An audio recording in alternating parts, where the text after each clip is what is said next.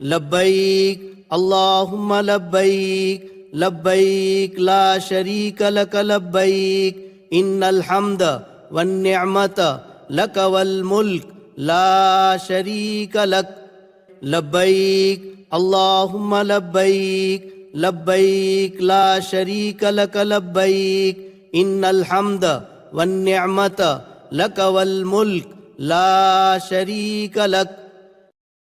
محترم حضرات، آپ حضرات کے سامنے حج، عمرہ اور زیارت مدینہ منورہ کا نہایت آسان طریقہ تصاویر اور پریزنٹیشن کے ساتھ پیش کیا جا رہا ہے۔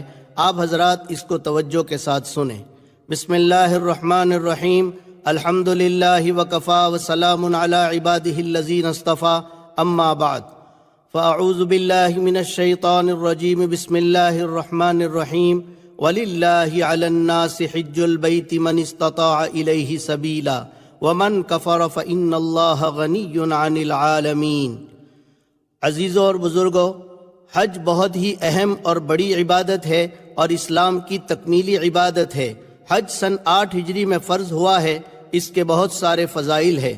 حضرت ابو ہریرہ رضی اللہ تعالیٰ عنہ سے روایت ہے کہ رسول اللہ صلی اللہ علیہ وسلم نے فرمایا، جو شخص اللہ کی خوشنودی اور رضامندی حاصل کرنے کے لیے حج کرے اور دوران سفر گناہ اور نافرمانی سے اپنے آپ کو بچائے تو وہ حج کر کے گناہوں سے ایسا پاک و صاف ہو جاتا ہے جیسے اس دن تھا جس دن اس کی ماں نے اس کو جنا تھا۔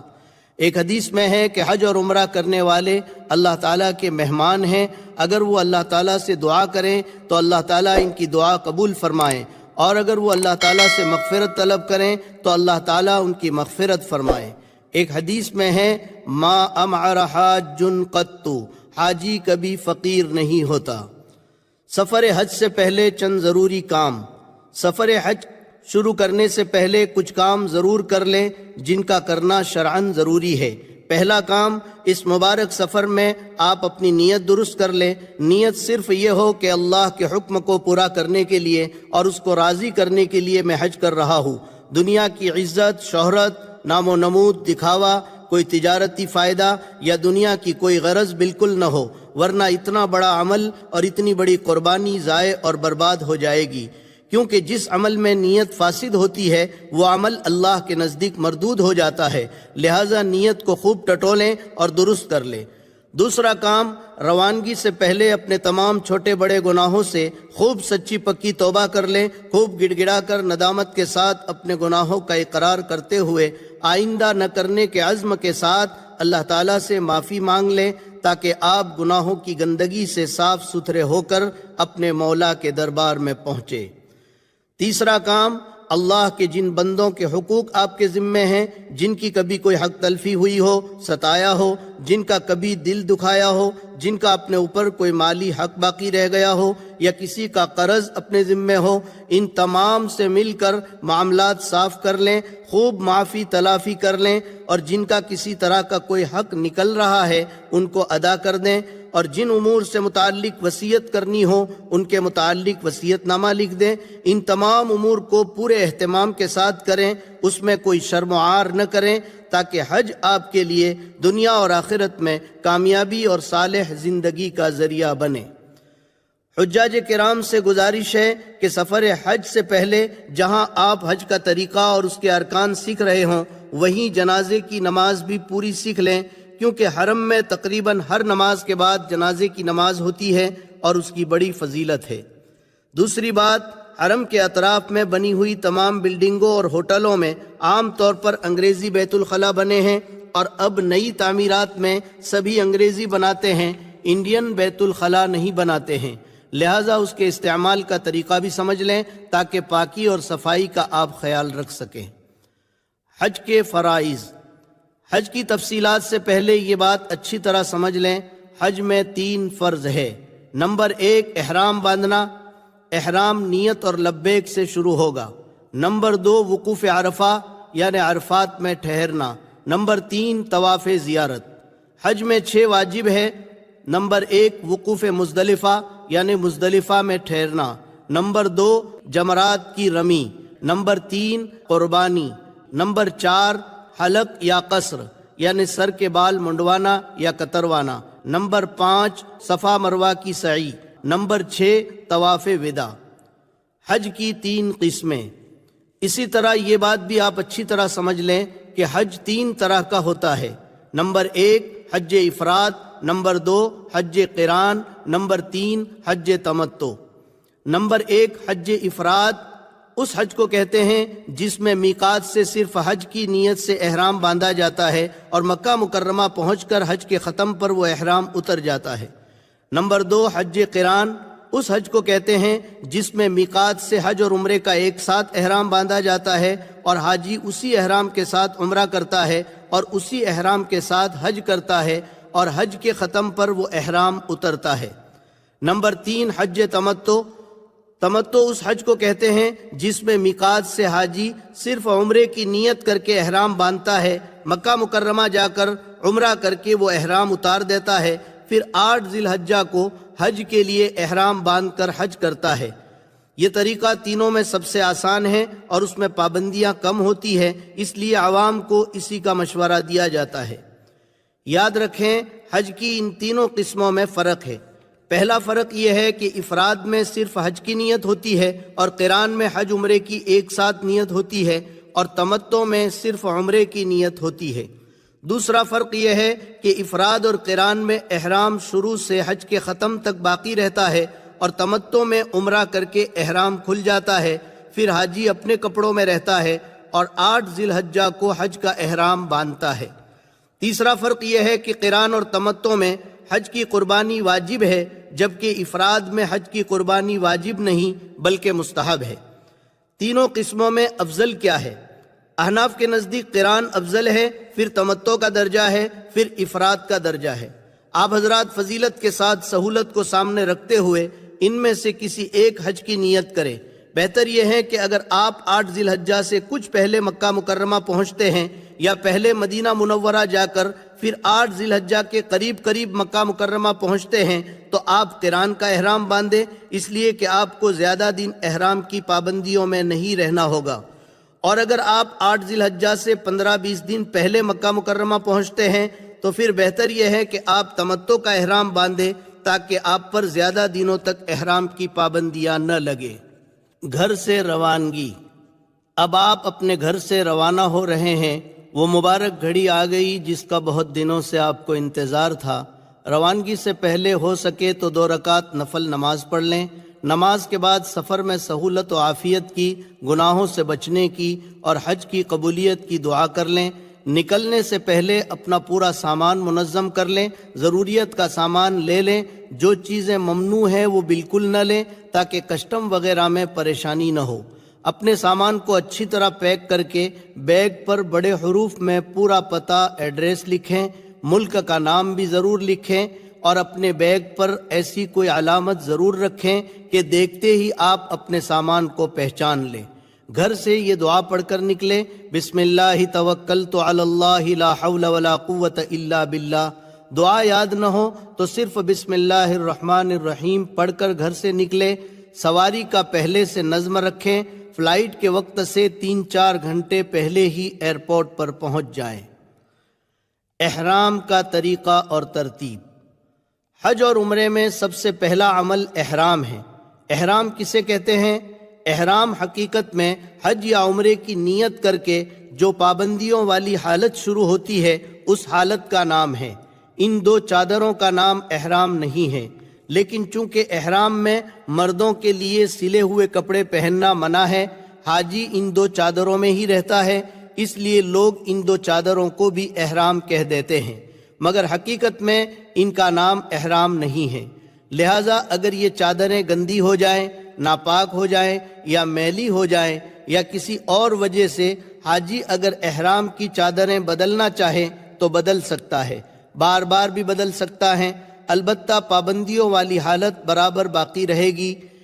یہاں یہ بات اچھی طرح سمجھ لیں کہ احرام میں نیچے کی چادر جو لنگی کی طرح باندھی جاتی ہے وہ اگر بغیر سلی ہوئی ہو تو زیادہ بہتر ہے، لیکن اگر کوئی ضعیف ہے یا بوڑھا ہے یا موٹا ہے یا اس کو لنگی باندھنے کی عادت نہیں ہے اور سطر کھلنے کا ڈر رہتا ہے تو اس کو سلائی کر کے لنگی کی طرح بنا کر بھی پہن سکتے ہیں۔ اور جو بغیر سلی ہوئی ریڈی میڈ گول ہوتی ہے وہ بھی پہن سکتے ہیں۔ یہ اتنا بھاری مسئلہ نہیں ہے، لوگوں نے اس کو بہت بھاری بنا دیا ہے، بلکہ حرام کے قریب پہنچا دیا ہے۔ ایسا نہیں ہے، سلائی کر کے پہن سکتے ہیں۔ خوب سمجھ لیں، احرام میں سلائی جو منع ہے وہ سلائی ہے جو بدن کی فٹنگ پر ہو، جیسے کرتا، شلوار، قمیص وغیرہ۔ احرام باندھنے سے پہلے حجامت بنوا لیں، زیر ناف لبیں اور ناخن تراش کر فارغ ہو جائیں۔ احرام سے پہلے غسل کرنا سنت ہے، نہ ہو سکے تو وضو ہی کر لیں۔ مردوں کا احرام۔ مردوں کے لیے احرام میں بغیر سلی ہوئی 2 چادریں ہوتی ہیں۔ ایک چادر کو تہبند یعنی لنگی کی طرح باندھ لیں اور دوسری چادر اوڑھ لیں۔ یہ احرام بند گیا، مگر یاد رکھیں ابھی احرام شروع نہیں ہوا۔ احرام نیت کر کے لبیک پڑھ لینے کے بعد شروع ہوگا۔ احرام باندھنے کے بعد اوپر کی چادر سے سر ڈھانک کر احرام کی 2 رکعت نفل پڑھ لیں۔ اگر مکروہ وقت نہ ہو اور ٹوپی پہن کر بھی آپ پڑھ سکتے ہیں، کیونکہ ابھی احرام شروع نہیں ہوا۔ بہتر یہ ہے کہ احرام کی چادریں گھر پر باندھیں اور نفل بھی گھر پر ہی پڑھ لیں۔ نیت ابھی نہ کریں۔ ہوائی جہاز میں بیٹھنے کے بعد جب آپ فضا میں پرواز کر لیں اس وقت نیت کریں، مگر فضا میں پرواز کرتے ہی فوراً نیت کر لیں، پھر دیر نہ کریں۔ اگرچہ ہوائی جہاز میں میقات آنے سے کچھ دیر پہلے کپتان کی طرف سے یہ اعلان ضرور ہوتا ہے کہ اب آپ اپنی میقات سے گزرنے والے ہیں، مگر آپ اس کا انتظار نہ کریں، کہیں ایسا نہ ہو کہ نیند آ جائے اور آپ میقات سے بغیر احرام کے گزر جائیں۔ اگر اس طرح آپ میقات سے بغیر احرام کے گزر گئے تو آپ پر دم لازم ہو جائے گا، یعنی حرم میں پہنچ کر ایک بھیڑ یا بکرے کی قربانی کرنی پڑے گی، لہٰذا پرواز ہونے کے بعد نیت کرنے میں دیر نہ کریں۔ یہ مشورہ حجیوں کو اس لیے دیا جاتا ہے کہ اگر خدا نخواستہ فلائٹ لیٹ ہو گئی یا کسی وجہ سے حاجی حج پر نہ جا سکے تو احرام کی پابندیاں نبھانا مشکل ہو جائے گا۔ وہ اب اپنا احرام اس وقت تک نہیں اتار سکے گا جب تک وہ حرم شریف میں ایک جانور کی قربانی نہ کروائے۔ اس لیے بہتر یہ ہے کہ فلائٹ اڑنے کے بعد نیت کریں۔ جو حجاج کرام یہاں سے سیدھے مدینہ منورہ جا رہے ہیں وہ یہاں سے احرام نہ باندھے، وہ مدینہ منورہ سے جب مکہ معظمہ کے لیے روانہ ہوں گے تو مدینے والوں کی میقات ذوالحلیفہ سے احرام باندھیں گے۔ عورتوں کا احرام۔ یاد رکھیں، عورت کا احرام صرف اس کے چہرے کا کھلا رکھنا ہے۔ عورت اپنے سلے ہوئے کپڑوں میں رہے گی، موزے، دستانے اور زیورات بھی پہن سکتی ہیں، البتہ چہرہ کھلا رکھنا ضروری ہے، یعنی پیشانی سے لے کر ٹھوڑی تک چہرہ کھلا رکھے گی، لیکن پردہ بھی ضروری ہے، لہٰذا سر پر کیپ نما نقاب ڈالے جس سے پردہ بھی ہو جائے اور کپڑا بھی چہرے پر نہ لگے۔ ایسا نقاب بازار میں مل جاتا ہے۔ عورت کے لیے سر ڈھانکنا ضروری ہے، اس لیے بہتر یہ ہے کہ سر پر چھوٹا رومال باندھ لے تاکہ سر اور بال نہ کھلے، لیکن یاد رکھیں یہ احرام کا حصہ نہیں ہے، اس لیے وضو میں سر پر باندھے ہوئے اس کپڑے کو کھول کر مسح کرنا ضروری ہے۔ بہت سی مستورات اس کو احرام کا حصہ سمجھتی ہیں، اس لیے وہ اسی کپڑے پر مسح کر لیتی ہیں، اس طرح مسح نہیں ہوتا ہے۔ احرام باندھتے وقت اگر عورت ناپاکی کی حالت میں ہو تو اسی حالت میں احرام باندھے اور 2 رکعت احرام کی نہ پڑھے۔ پھر مکہ مکرمہ پہنچنے کے بعد جب تک پاک نہ ہو مسجد حرام میں نہ جائیں، جب پاک ہو جائے تو غسل کر کے مسجد میں جائیں، طواف اور سعی کر کے عمرہ پورا کر لیں۔ اور اگر ابھی تو پیریڈ نہیں آیا ہے، بعد میں شروع ہوگا اور عورت کو معلوم ہے کہ مکہ جانے کے بعد دن بہت کم ہے، وہ حج تک پاک نہیں ہو سکے گی، تو وہ یہاں سے حج افراد کا احرام باندھیں، حج تمتع نہ کریں۔ بچے کا احرام۔ بہت سارے لوگ چھوٹے بچوں کو بھی حج میں لے جاتے ہیں، تو نابالغ بچہ اگر ہوشیار اور سمجھدار ہے تو وہ خود اپنا احرام باندھے گا اور تمام ارکان و اعمال بالغ کی طرح ادا کرے گا، اور اگر وہ بچہ ناسمجھ اور چھوٹا ہے تو اس کا سرپرست اس کی طرف سے احرام باندھے اور تمام ارکان میں اپنے ساتھ بچے کی بھی نیت کر لیں۔ نابالغ بچوں کے حج کا ثواب ان کے سرپرستوں کو ملے گا۔ حج میں نیت کیسے کریں؟ آپ کا حج تمتع ہے تو چونکہ آپ کو مکہ جا کر پہلے عمرہ کرنا ہے، اس لیے یہ احرام آپ کا عمرے کا ہے، تو آپ نیت یوں کریں: عربی میں کہے یا اردو میں یا اپنی زبان میں، اللہم انی ارید العمرۃ فیسرھا لی وتقبلھا منی، اے اللہ میں عمرے کی نیت کرتا ہوں، تو آسان فرما، قبول فرما۔ جن کا حج افراد ہے وہ اس طرح نیت کریں، اللہم انی ارید الحج فیسرہ لی وتقبلہ منی، اے اللہ میں حج کی نیت کرتا ہوں، تو آسان فرما اور قبول فرما۔ اور جن کا حج قران ہے وہ عمرہ اور حج کی ایک ساتھ اس طرح نیت کریں، اللہم انی ارید العمرۃ والحج فیسرہما لی وتقبلہما منی، اے اللہ میں حج اور عمرے کی ایک ساتھ نیت کرتا ہوں، تو قبول فرما، آسان فرما۔ آپ کا حج چونکہ تمتع ہے تو آپ تمتع والی نیت کریں، اے اللہ میں عمرے کی نیت کرتا ہوں، تو آسان فرما، قبول فرما۔ نیت دل کے ارادے کا نام ہے، زبان سے بھی کہہ دیں تو بہتر ہے۔ نیت کرتے ہی مرد ذرا بلند آواز سے اور عورتیں آہستہ آواز سے لبیک پڑھیں، لبیک اللہم لبیک لبیک لا شریک لک لبیک ان الحمد والنعمت لک والملک لا شریک لک۔ اس دعا کو تلبیہ کہتے ہیں۔ یہ حج اور عمرے کی خاص دعا ہے، اس کو بار بار اور ہر موقع پر پڑھنا ہے، گویا حج میں افضل ذکر یہی ہے۔ یاد رکھیں، نیت کے بعد لبیک پڑھے بغیر آپ کی نیت مکمل نہیں ہوگی۔ یہ لبیک کیا ہے؟ یہ حضرت ابراہیم علیہ السلام کی پکار کا جواب ہے۔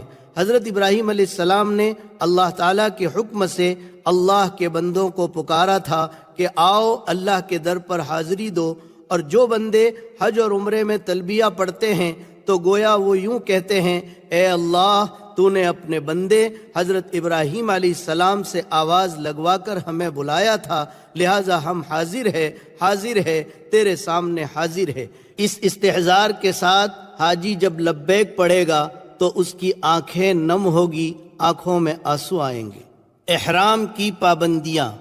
جب آپ نے احرام باندھ کر نیت کر لی اور لبیک پڑھ لی تو اب آپ پر احرام کی پابندیاں لگ گئی۔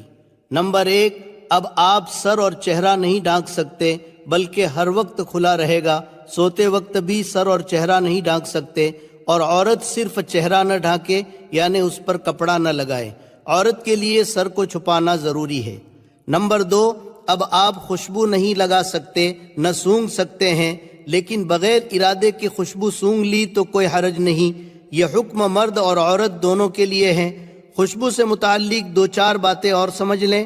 احرام کی حالت میں ٹوتھ پیسٹ نہیں کر سکتے، خوشبو والے صابن سے ہاتھ وغیرہ نہیں دھو سکتے، اسی طرح کچی لونگ، الائچی وغیرہ نہیں کھا سکتے، البتہ کھانے میں پکی ہوئی ہے تو کوئی حرج نہیں۔ اسی طرح ایسا کھانا جس میں بہت خوشبو مہک رہی ہو وہ بھی نہیں کھا سکتے۔ نمبر 3، اب آپ اپنے چہرے، سر یا بدن کے کسی حصے کا بال نہیں توڑ سکتے، اسی طرح ناخن نہیں کاٹ سکتے۔ یہ حکم بھی مرد اور عورت دونوں کے لیے ہے۔ نمبر 4، اب آپ سلا ہوا کپڑا نہیں پہن سکتے، جیسے کرتا پاجامہ، کوٹ، بنیان، پتلون، انڈر ویئر وغیرہ۔ یہ حکم صرف مردوں کے لیے ہے۔ نمبر 5، اب آپ نہ بیوی سے صحبت کر سکتے ہیں، نہ میاں بیوی کے تعلقات والی باتیں کر سکتے ہیں۔ یہ حکم بھی مرد اور عورت دونوں کے لیے ہے۔ نمبر 6، اسی طرح اب آپ ایسا جوتا نہیں پہن سکتے جو پاؤں کی ابھری ہوئی ہڈی کو ڈھانپ دے۔ جوتا، بوٹ نہ پہنے، سلیپر یا اس جیسی چپل پہنے۔ یہ حکم صرف مردوں کے لیے ہے۔ نمبر 7، اب آپ حرم کی گھاس، پودا یا درخت کی ٹہنی نہیں توڑ سکتے۔ یہ حکم مرد اور عورت دونوں کے لیے ہے، چاہے احرام میں ہو یا نہ ہو۔ نمبر 8، اب آپ حرم میں کسی بھی جانور کا شکار نہیں کر سکتے اور نہ ہی شکار کی طرف اشارہ کر سکتے ہیں۔ یہ حکم مرد اور عورت دونوں کے لیے ہے، چاہے احرام میں ہو یا نہ ہو۔ یہاں تک کہ اپنے بدن یا سر کی جو بھی نہیں مار سکتے۔ 3 سے کم جو اگر کوئی مارے گا تو اس کو چاہیے کہ تھوڑا بہت صدقہ کر دے، اور 3 سے زائد مارے گا تو اس پر 1 صدقہ فطر لازم ہوگا۔ بہرحال یہ 8 پابندیاں مردوں کے لیے ہوئی اور 6 پابندیاں عورتوں کے لیے۔ ان پابندیوں کے خلاف کرنے میں بعض صورتوں میں دم، اور بعض صورتوں میں صدقہ فطر اور بعض صورتوں میں تھوڑا بہت صدقہ واجب ہوتا ہے۔ لیکن یاد رکھیں غلطیاں ہوتی رہتی ہیں، عورتوں سے بھی اور مردوں سے بھی۔ عورتوں کے چہرے پر کپڑا تھوڑا بہت لگ ہی جاتا ہے، لہٰذا کچھ نہ کچھ صدقہ دوران سفر کرتے رہیں۔ ایک اہم بات، آپ بہت عظمت والی جگہ جا رہے ہیں جہاں لاکھوں حاجی ہوں گے، سفر بھی لمبا ہے، تو آپ پہلے سے ہی تیار ہو جائیں کہ اس سفر میں جو بھی مشقت یا تکلیف پہنچے گی اس پر صبر و تحمل سے کام لیں گے، غصہ اور لڑائی جھگڑا نہیں کریں گے۔ یہ بہت بری بات ہے۔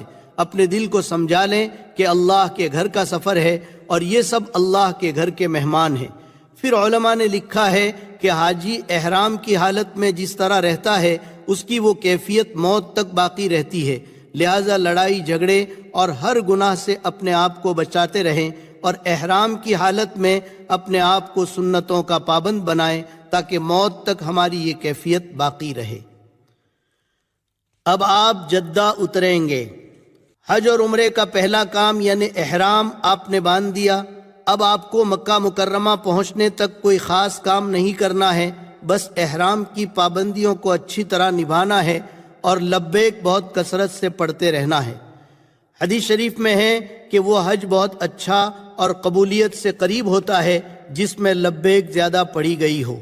لبیک اللہم لبیک لبیک لا شریک لک لبیک ان الحمد والنعمت لک والملک لا شریک لک۔ یہ سفر تقریباً 5 گھنٹے کا ہے۔ اس کے بعد آپ جدہ اتریں گے۔ سب سے پہلے آپ کو ایئرپورٹ کے ایک ہال میں بٹھایا جائے گا، وہاں آپ اپنی نماز اور ضروریات سے فارغ ہو جائیں۔ اس ہال میں زیادہ وقت بھی لگ سکتا ہے۔ یہاں آپ کو امیگریشن کے لیے لائن لگانی پڑے گی۔ اس کے بعد آپ کا سامان آپ کے بیلٹ سے لینا ہوگا۔ اپنا سامان لے کر پاسپورٹ اور کسٹم وغیرہ کی کارروائی مکمل کرا لیں، پھر باہر نکلیں۔ جیسے ہی آپ باہر نکلیں گے تو ایک بڑی ٹرالی میں آپ کا سامان بھر دیا جائے گا۔ آپ اس ٹرالی کا نمبر ضرور یاد رکھیں۔ ہال سے نکلنے کے بعد آپ کو اپنے پاسپورٹ پر بس کا کوپن لگوانا ہے۔ اس کے لیے وہاں ٹینٹ نما آفس بنے ہوتے ہیں جس کے کاؤنٹر پر آپ اپنے پاسپورٹ پر بس کا کوپن لگوائیں۔ اس کے بعد آپ اپنے ملک کے سفارت خانے کے پاس جائیں جہاں آپ کے ملک کے بہت سارے جھنڈے لگے ہوں گے، وہاں آپ کا سامان ٹرالی میں رکھا ہوگا۔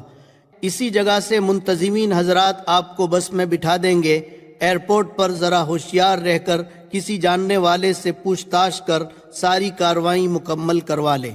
اطمینان سے کریں، جلد بازی بالکل نہ کریں۔ لہذا مذکورہ تمام کام کرنے کے لیے ذہنی طور پر اپنے آپ کو تیار رکھیں۔ معمولات میں لگے رہیں۔ بڑی مقدس جگہ آپ جا رہے ہیں، وہاں کے کارکن اور کام کرنے والوں پر بالکل غصہ نہ کریں، نہ کسی طرح طیش میں آئیں، بلکہ اپنے آپ کو قابو میں رکھیں۔ مکہ معظمہ کی طرف روانگی۔ اب آپ جدہ سے مکہ کی طرف روانہ ہو رہے ہیں۔ بس میں لبیک خوب کثرت سے پڑھتے رہیں۔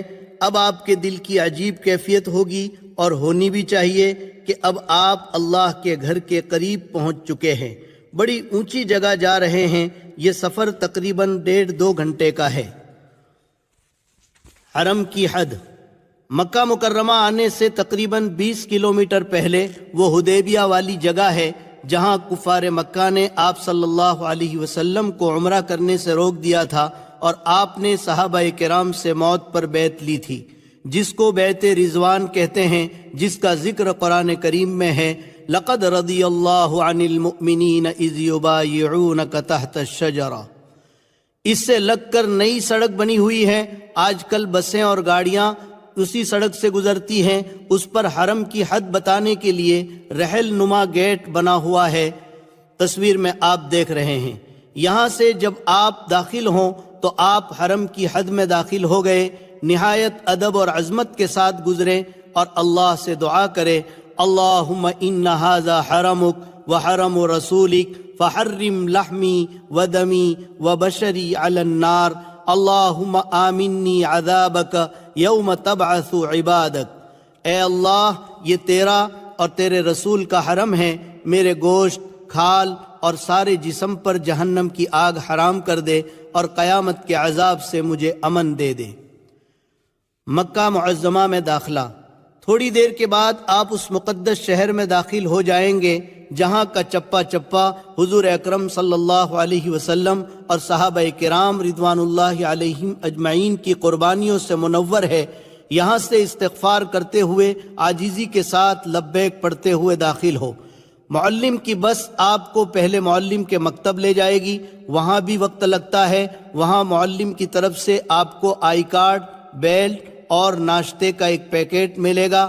پھر معلم کی بس آپ کو بلڈنگ تک لے جا کر چھوڑ دے گی۔ اس کے بعد آپ اپنی رہائش گاہ دیکھ لیں، اپنا سامان ترتیب سے رکھ لیں، ضروریات سے فارغ ہو جائیں اور تھکن ہو تو آرام کر لیں۔ یہاں جلد بازی بالکل نہ کریں۔ یہاں آپ بہت سارے حاجیوں کو دیکھیں گے کہ سامان رکھ کر سیدھے حرم میں بھاگ رہے ہیں، حالانکہ تھکے ہارے ہیں۔ آپ ان کی دیکھا دیکھی بالکل نہ کریں، بلکہ آپ آرام کر کے حشاش بشاش ہو کر حرم شریف میں جائیں تاکہ اطمینان سے تمام ارکان ادا کر سکیں اور اللہ کے گھر کی زیارت کر سکیں۔ اور یہ بات بھی دھیان میں رکھیں کہ معلم کی طرف سے جو پیلا پٹا اور کارڈ آپ کو ملا تھا اس کو ہر وقت اپنے ساتھ رکھیں۔ بیت اللہ پر حاضری۔ اپنے کمرے سے باوضو ہو کر اور لبیک کثرت سے پڑھتے ہوئے عاجزی کے ساتھ مسجد حرام کی طرف چلیں۔ اگر آپ عزیزیہ میں ٹھہرے ہیں تو آپ کے لیے بس کا انتظام ہوگا۔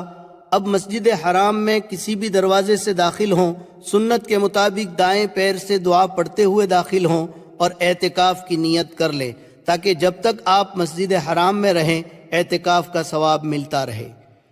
اس طرح دعا پڑھیں: بسم اللہ والصلاة والسلام علی رسول اللہ، اللہم اغفر لی ذنوبی وافتح لی ابواب رحمتک ونویت سنت الاعتکاف۔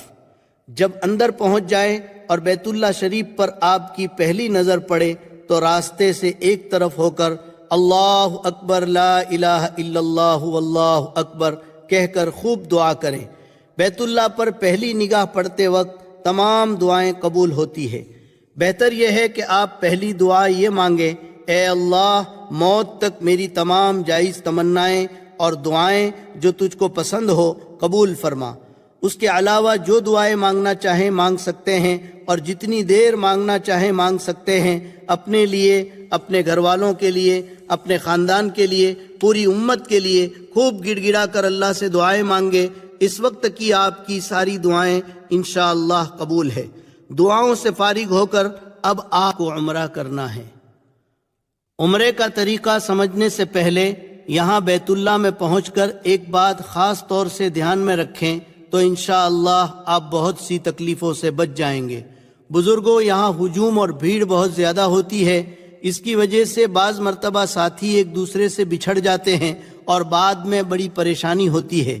لہٰذا پہلے ہی تمام ساتھی مل کر کوئی خاص نشانی، کوئی گیٹ وغیرہ علامت طے کر لیں کہ طواف کے دوران اگر کوئی ساتھی ایک دوسرے سے بچھڑ گئے تو سب یہاں آ کر اکٹھا ہو جائیں۔ خصوصاً جب آپ کے ساتھ مستورات ہو تو اس کا خیال رکھنا بہت ضروری ہے تاکہ بعد میں پریشانی نہ ہو۔ اب آپ کو عمرہ کرنا ہے۔ عمرے کا طریقہ اور ترتیب۔ عمرہ بہت ہی آسان ہے۔ عمرے میں آپ کو صرف 4 کام کرنے ہیں، اس کو ذہن میں بٹھا لیں۔ نمبر 1، نیت اور لبیک پڑھ کر احرام باندھنا۔ یہ کام تو آپ نے پہلے ہی کر لیا ہے۔ نمبر 2، بیت اللہ کا طواف کرنا رمل اور استباء کے ساتھ۔ طواف کہتے ہیں بیت اللہ کے آس پاس 7 چکر لگانے کو۔ رمل کہتے ہیں کاندھے ہلاتے ہوئے قریب قریب قدم رکھ کر ذرا اکڑ کر چلنے کو، جیسے پہلوان اکھاڑے میں چلتا ہے۔ رمل طواف کے پہلے 3 چکروں میں ہوتا ہے۔ استباء کہتے ہیں احرام کی چادر دائیں بغل سے نکال کر بائیں کندھے پر ڈالنا اور دایاں کندھا کھلا چھوڑ دینا۔ استباء طواف کے 7 چکروں میں ہوتا ہے۔ یاد رکھیں، رمل اور استباء صرف اس طواف میں ہوتا ہے جس کے بعد سعی کرنی ہے۔ کوئی نفلی طواف کر رہا ہے تو اس میں رمل اور استباء نہیں ہوگا۔ رمل صرف پہلے 3 چکر میں مسنون ہے۔ اگر کوئی پہلے 3 چکروں میں رمل کرنا بھول گیا تو بعد کے چکروں میں رمل نہ کرے، اس لیے کہ پہلے 3 چکروں میں جیسے رمل کرنا سنت ہے، بعد کے چکروں میں رمل نہ کرنا سنت ہے۔ طواف کے 7 چکر پورے کرنے کے بعد استباء ختم کر دیں، دایاں کاندھا ڈھانک دیں۔ بعض لوگ نماز میں بھی استباء کی حالت میں ہوتے ہیں، یاد رکھیں اس طرح نماز پڑھنا مکروہ ہے۔ نمبر 3، صفا اور مروہ کے درمیان سعی کرنا۔ نمبر 4، حلق یعنی سر منڈوانا یا قصر یعنی بال کتروانا۔ بس یہ 4 کام آپ نے کر لیے تو آپ کا عمرہ ہو گیا۔ اب اس کو ذرا تفصیل سے اچھی طرح سمجھیں۔ طواف کا طریقہ، احرام آپ کا بندھا ہوا ہے، اب دوسرا کام طواف کرنا ہے، اس کو اچھی طرح سمجھیں۔ بیت اللہ کے 4 کونے ہیں، ایک کونے پر حجر اسود ہے، حجر اسود کی طرف رک کر کے کھڑے ہوں گے تو آپ کی داہنی طرف رکن عراقی ہے، اس کے بعد رکن شامی اور پھر رکن یمانی۔ حجر اسود جنت کا پتھر ہے، جس وقت یہ جنت سے اتارا گیا دودھ سے زیادہ سفید تھا۔ حدیث شریف میں ہے کان الحجر الاسود اشد بیاضا من اللبن اسودته خطایا بنی آدم۔ جس وقت یہ پتھر جنت سے اترا تھا دودھ سے زیادہ سفید تھا، انسانوں کے گناہوں نے اس کو کالا کر دیا۔ حجر اسود اس وقت چاندی کے حلقے میں 11 ٹکڑوں میں ہے۔ کسی وقت حادثے میں اس پتھر کے ٹکڑے ہو گئے تھے۔ حجر اسود سے طواف شروع ہوگا اور حجر اسود پر طواف ختم ہوگا۔ طواف شروع کرنے سے پہلے چند باتوں کا دھیان ضرور رکھیں جن کے چھوٹ جانے سے طواف ادا نہیں ہوتا۔ پہلی بات، طواف میں وضو ضروری ہے، بغیر وضو کے طواف نہیں ہوتا۔ اگر درمیان میں وضو ٹوٹ جائے تو جس چکر میں وضو ٹوٹا ہے وہ چکر دہرا دے، پورا طواف دہرانے کی ضرورت نہیں۔ دوسری بات، اسی طرح جن اعضاء کو نماز میں چھپانا ضروری ہے ان کو طواف میں بھی چھپانا ضروری ہے۔ مرد کا سطر ناف سے لے کر گھٹنوں تک ہے اور عورت کا چہرہ، ہتھیلی اور قدمین کو چھوڑ کر باقی پورا بدن سطر میں شامل ہے۔ لہذا عورتوں کو ایسا کرتا پہننا چاہیے جس کی آستین پوری کلائی تک ہو۔ اگر چوتھائی عضو کھلا رہے گا تو طواف لوٹانا پڑے گا، ورنہ دم لازم ہوگا۔ تیسری بات، اسی طرح طواف پیدل کرنا واجب ہے۔ اگر کسی عذر کی وجہ سے پیدل طواف نہیں کر سکتا تو ویل چیئر وغیرہ پر سوار ہو کر طواف کر سکتا ہے۔ طواف شروع کرنے سے پہلے اب تک جو آپ عمرے کی لبیک پڑھ رہے تھے وہ بند کر دیں اور مرد حضرات استباء کر لیں، یعنی دایاں کندھا کھلا چھوڑ دیں۔ اور اب چونکہ حجر اسود کے قریب جانا ممکن نہیں ہے، بھیڑ اور رش بہت زیادہ ہوتا ہے، اس لیے حجر اسود کی سیدھ میں آ جائیں اور اس کی طرف رک کر لیں۔ سیدھ میں آنے کے لیے آج سے کچھ سالوں پہلے حکومت نے سنگ مرمر کی پٹی بنائی تھی، مگر اس کی وجہ سے حجر اسود کے سامنے بھیڑ بہت زیادہ ہو جاتی تھی، تو اب وہ پٹی حکومت نے ختم کر دی۔ اب حجر اسود کی سیدھ میں آنے کے لیے اس کے سامنے کے برآمدے میں ہری لائٹ لگائی ہے، اس سے آپ اندازہ کر لیں حجر اسود کی طرف جب آپ رخ کریں گے تو اس ہری لائٹ کی طرف آپ کی پیٹھ ہوگی تو آپ سیدھ میں ہو جائیں گے۔ پھر آپ عمرے کے طواف کی نیت کریں، اے اللہ میں طواف کرتا ہوں، تو آسان فرما، قبول فرما۔ نیت کرنے کے بعد فوراً بسم اللہ اللہ اکبر کہہ کر اپنے دونوں ہاتھ کانوں تک اٹھائیں، جس طرح نماز میں اٹھائے جاتے ہیں، اور عورتیں اپنے دونوں ہاتھ کندھوں تک اٹھائیں اور فوراً اس کو چھوڑ دیں۔ اس عمل کو استقبال کعبہ کہتے ہیں۔ یہ ہر طواف کے شروع میں ایک بار کیا جاتا ہے۔ پھر دوسری مرتبہ بسم اللہ اللہ اکبر کہہ کر اپنے دونوں ہاتھوں کو کندھوں تک اٹھا کر اس طرح نقل کریں جیسے پتھر پر رکھ رہے ہیں، پھر ہاتھوں کو بوسہ دے، اس کو استلام کہتے ہیں۔ ہاتھوں کو بوسہ دے کر طواف شروع کریں۔ دوران طواف چہرہ، سینہ اور پیٹھ کعبے کی طرف نہیں ہونی چاہیے۔ دوران طواف جان بوجھ کر بیت اللہ کو دیکھنا مکروہ تحریمی ہے۔ ہاں، طواف کا چکر پورا کر کے جب حجر اسود کا استلام کریں گے، بوسہ دیں گے، تو بیت اللہ کی طرف منہ کر کے بسم اللہ اللہ اکبر کہہ کر ہاتھ کندھے تک اٹھا کر پتھر پر مارنے کی نقل کر کے ہاتھوں کو بوسہ دیں گے۔ یہ ایک چکر اور 2 بوسے ہوئے۔ اس طرح آپ 7 چکر پورے کریں گے تو 8 بوسے ہوں گے اور یہ ایک طواف پورا ہو گیا۔ طواف کے دوران کوئی مخصوص دعائیں نہیں ہیں جن کو پڑھنا ضروری ہو، جو دعائیں چاہے پڑھ سکتے ہیں۔ اگر کوئی دعا یاد نہ ہو تو سبحان اللہ، الحمدللہ، اللہ اکبر پڑھتے رہیں، تیسرا کلمہ پڑھیں یا اپنی زبان میں دعا مانگے۔ ہاں، رکن یمانی سے حجر اسود تک یہ دعا مسنون ہے، یاد ہو تو ضرور پڑھیں۔ ربنا آتنا فی الدنیا حسنہ وفی الآخرۃ حسنہ وقنا عذاب النار وادخلنا الجنۃ مع الابرار یا عزیز یا غفار۔ طواف کے دوران ضرورت کی بات کر سکتے ہیں، البتہ بلا ضرورت بات کرنے سے بچیں، خصوصاً موبائل پر فضول باتیں بالکل نہ کریں۔ اپنی اور حرم شریف کی کسی طرح کی بھی تصویر لے کر گناہ کا ارتکاب نہ کریں اور دل کے خشوع اور کیفیت کو ختم نہ کریں۔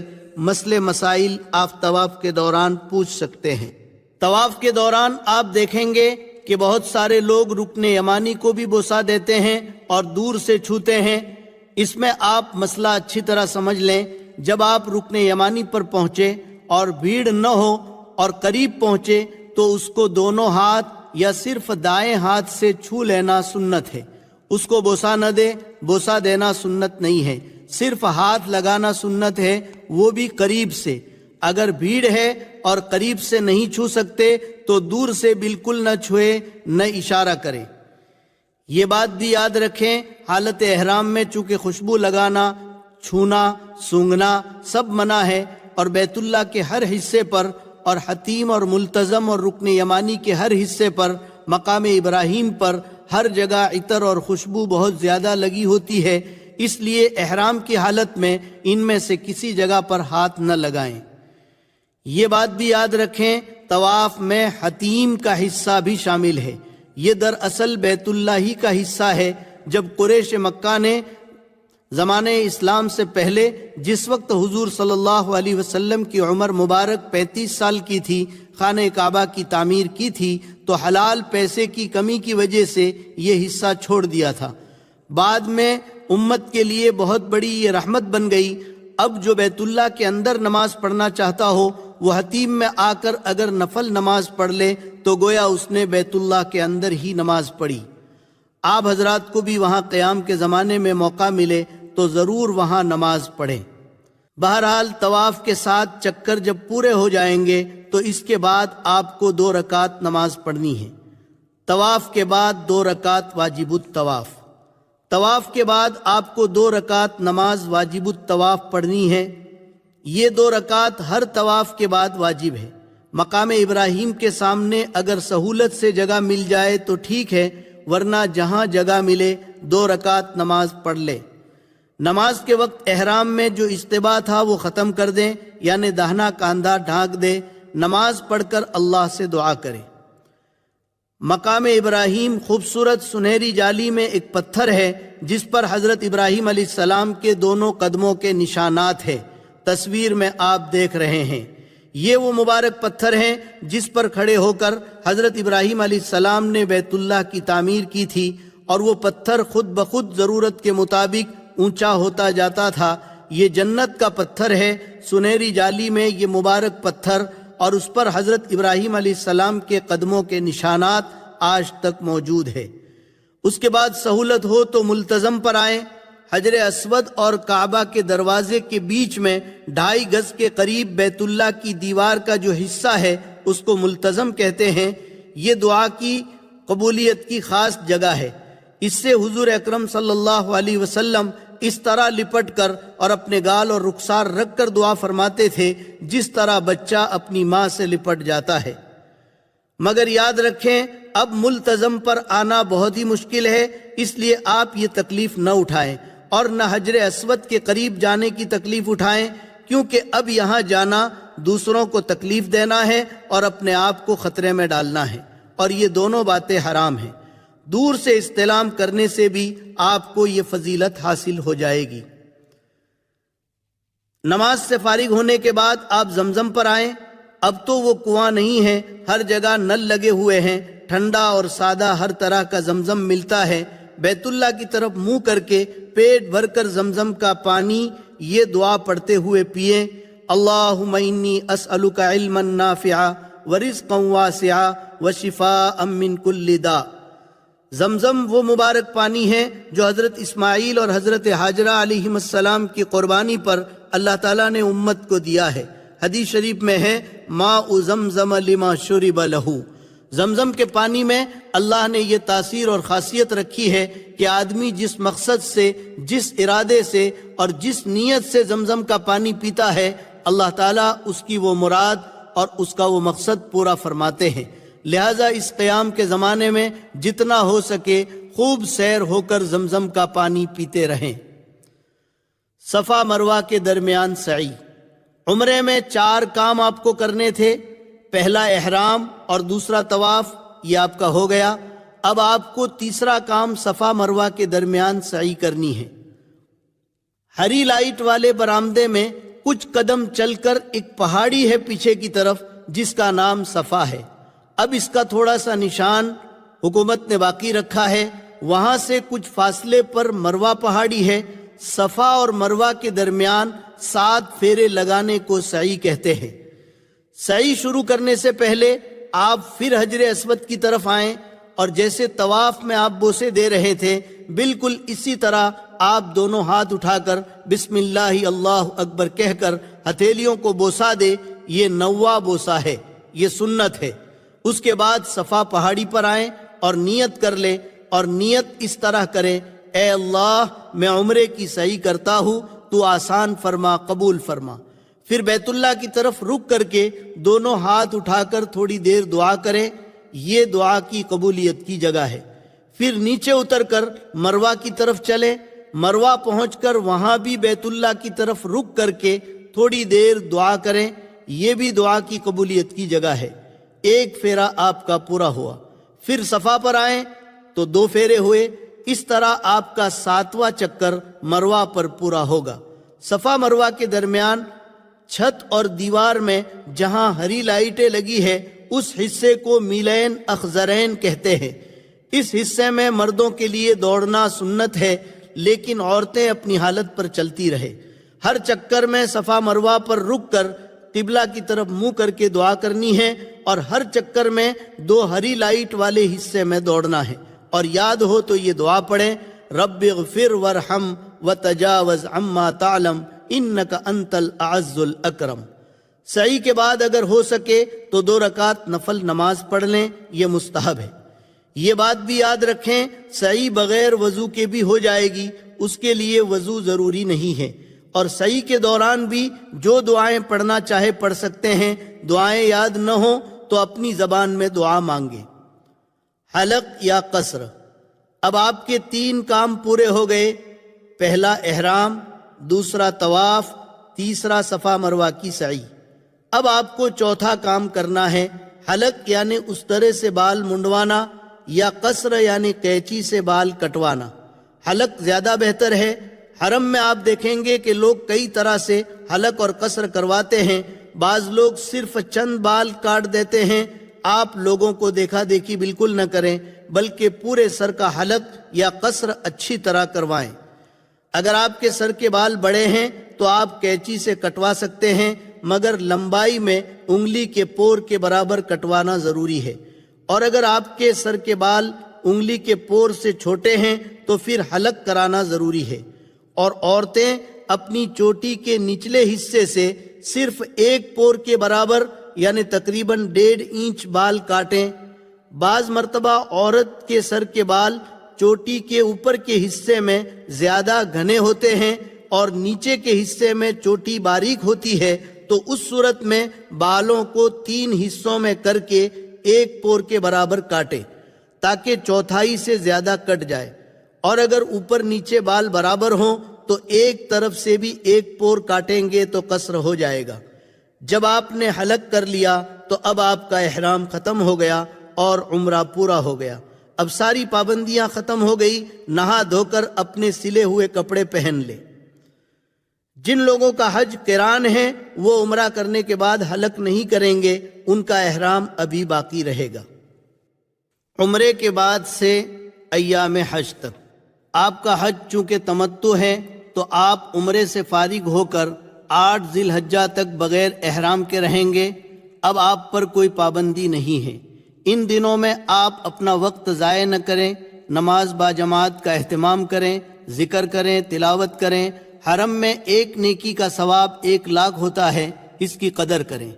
حدیث شریف میں ہے روزانہ بیت اللہ پر 120 رحمتیں نازل ہوتی ہیں، 60 طواف کرنے والوں پر، 40 نماز پڑھنے والوں پر اور 20 بیت اللہ کو دیکھنے والوں پر۔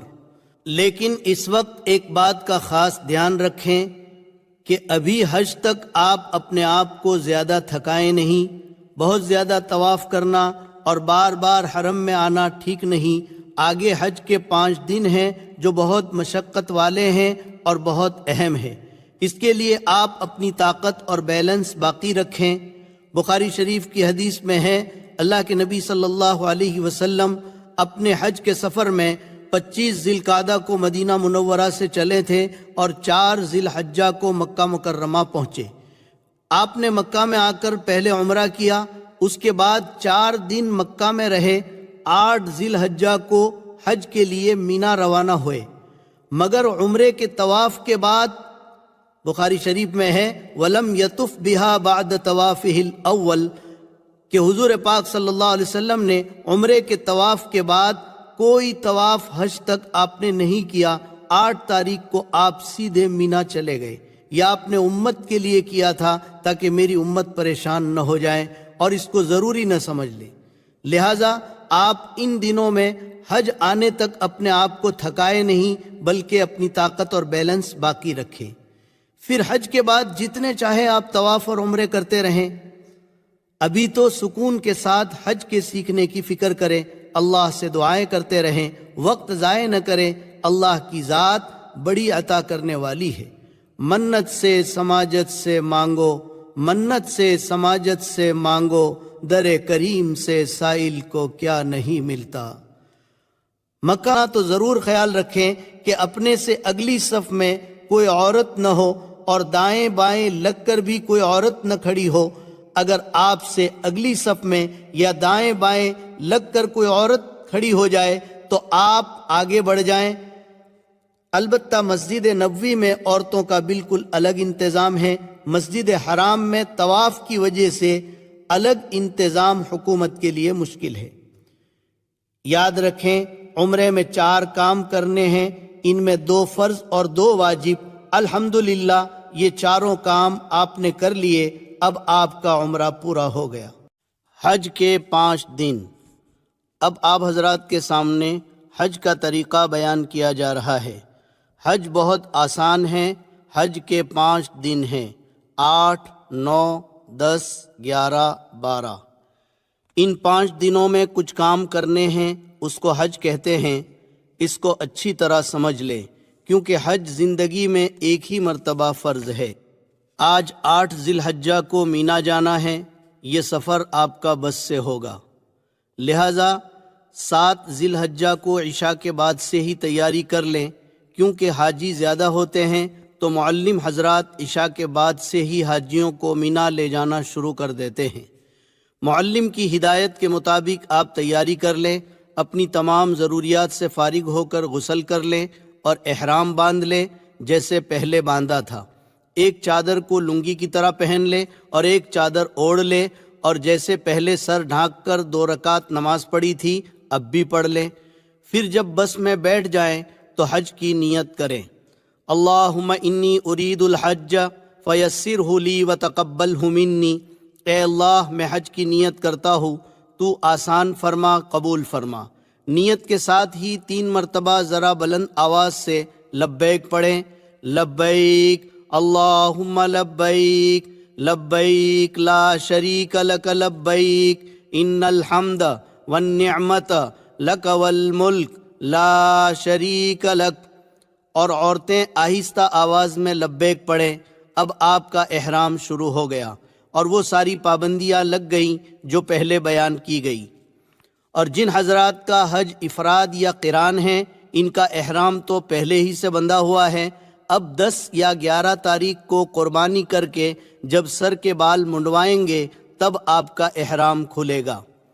اب آپ کو پہلے کی طرح ہر موقع پر چلتے پھرتے اٹھتے بیٹھتے خوب ذوق و شوق کے ساتھ اور اللہ کی عظمت و محبت کے ساتھ لبیک پڑھتے رہنا ہے، اور 10 ذی الحجہ کو بڑے شیطان کو جب کنکری ماریں گے تب تک یہ پڑھتے رہیں گے، اور یہ خیال کر کے پڑھنا ہے کہ میں حضرت ابراہیم علیہ السلام کی پکار کا اللہ کو جواب دے رہا ہوں اور اللہ میری بات سن رہا ہے۔ حج کا پہلا دن 8 ذی الحجہ۔ آج آپ مینا پہنچیں گے۔ 8 تاریخ کو ظہر سے پہلے تقریباً تمام حاجی مینا پہنچ جاتے ہیں۔ یہاں پہلے سے خیمے ٹینٹ لگے ہوتے ہیں۔ معلم کی بس آپ کو اپنے خیمے تک پہنچا دے گی۔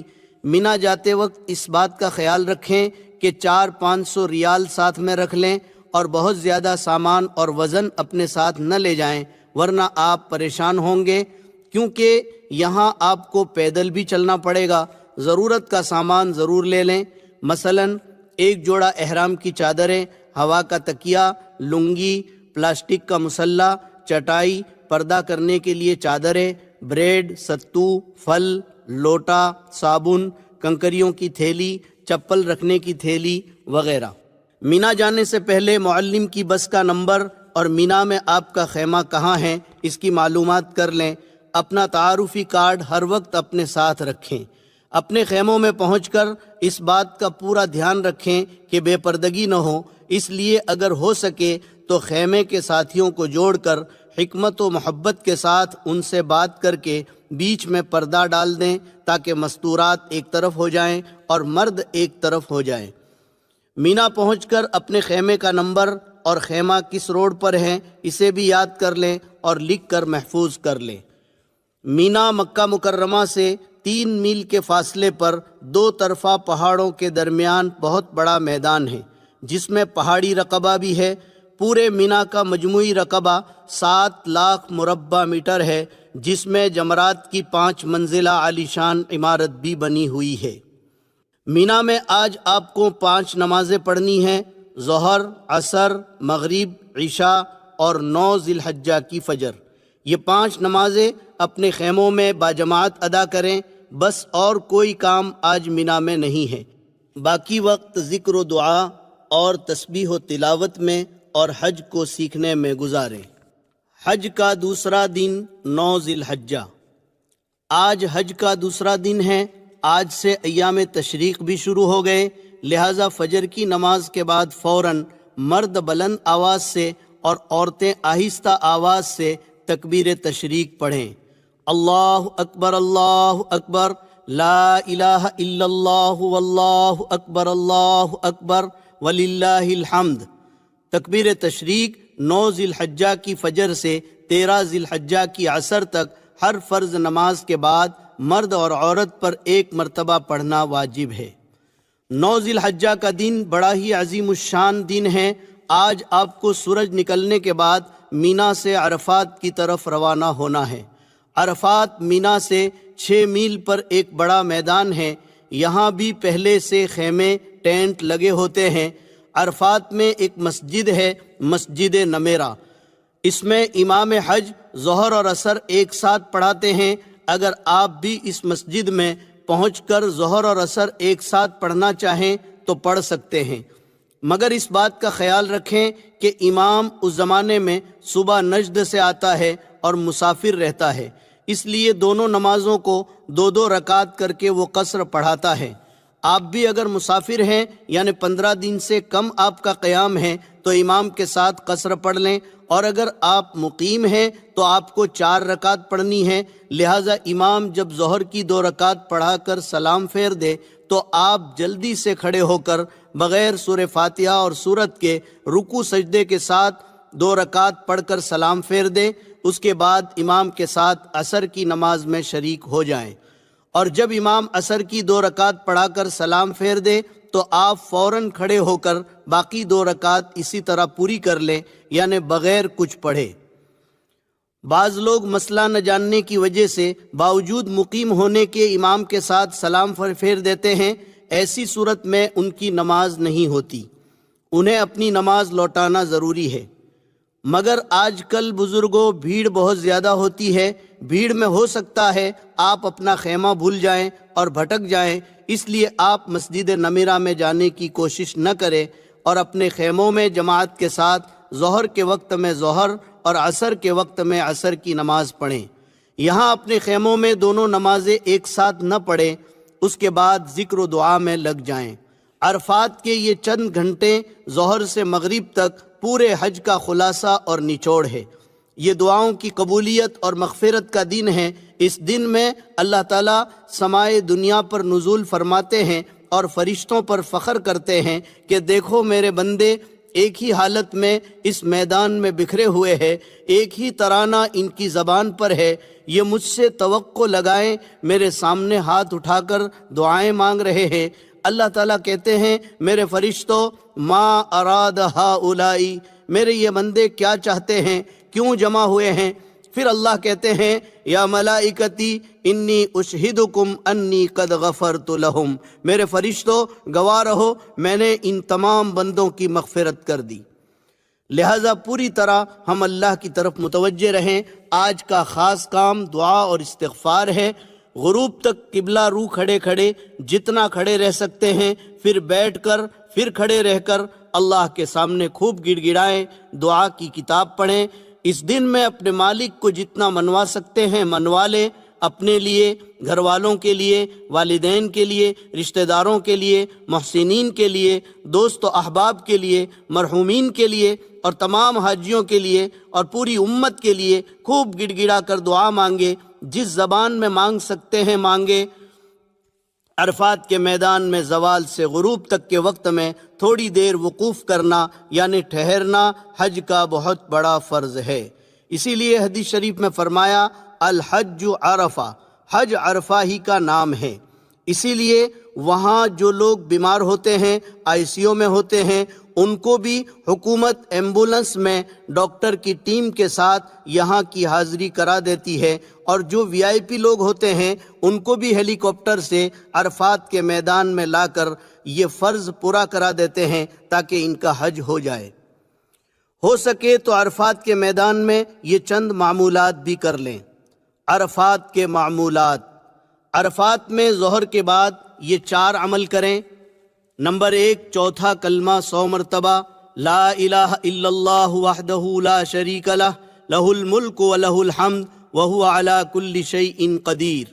نمبر 2، بسم اللہ کے ساتھ سورہ اخلاص 100 مرتبہ، بسم اللہ الرحمن الرحیم، قل هو اللہ احد اللہ الصمد لم یلد ولم یولد ولم یکن لہ کفوا احد۔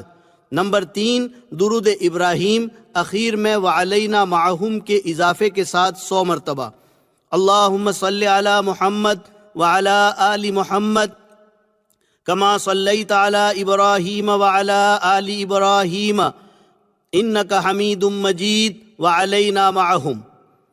نمبر 4، استغفار جو آپ کو یاد ہو 100 مرتبہ، استغفر اللہ ربی من کل ذنب واتوب الیہ۔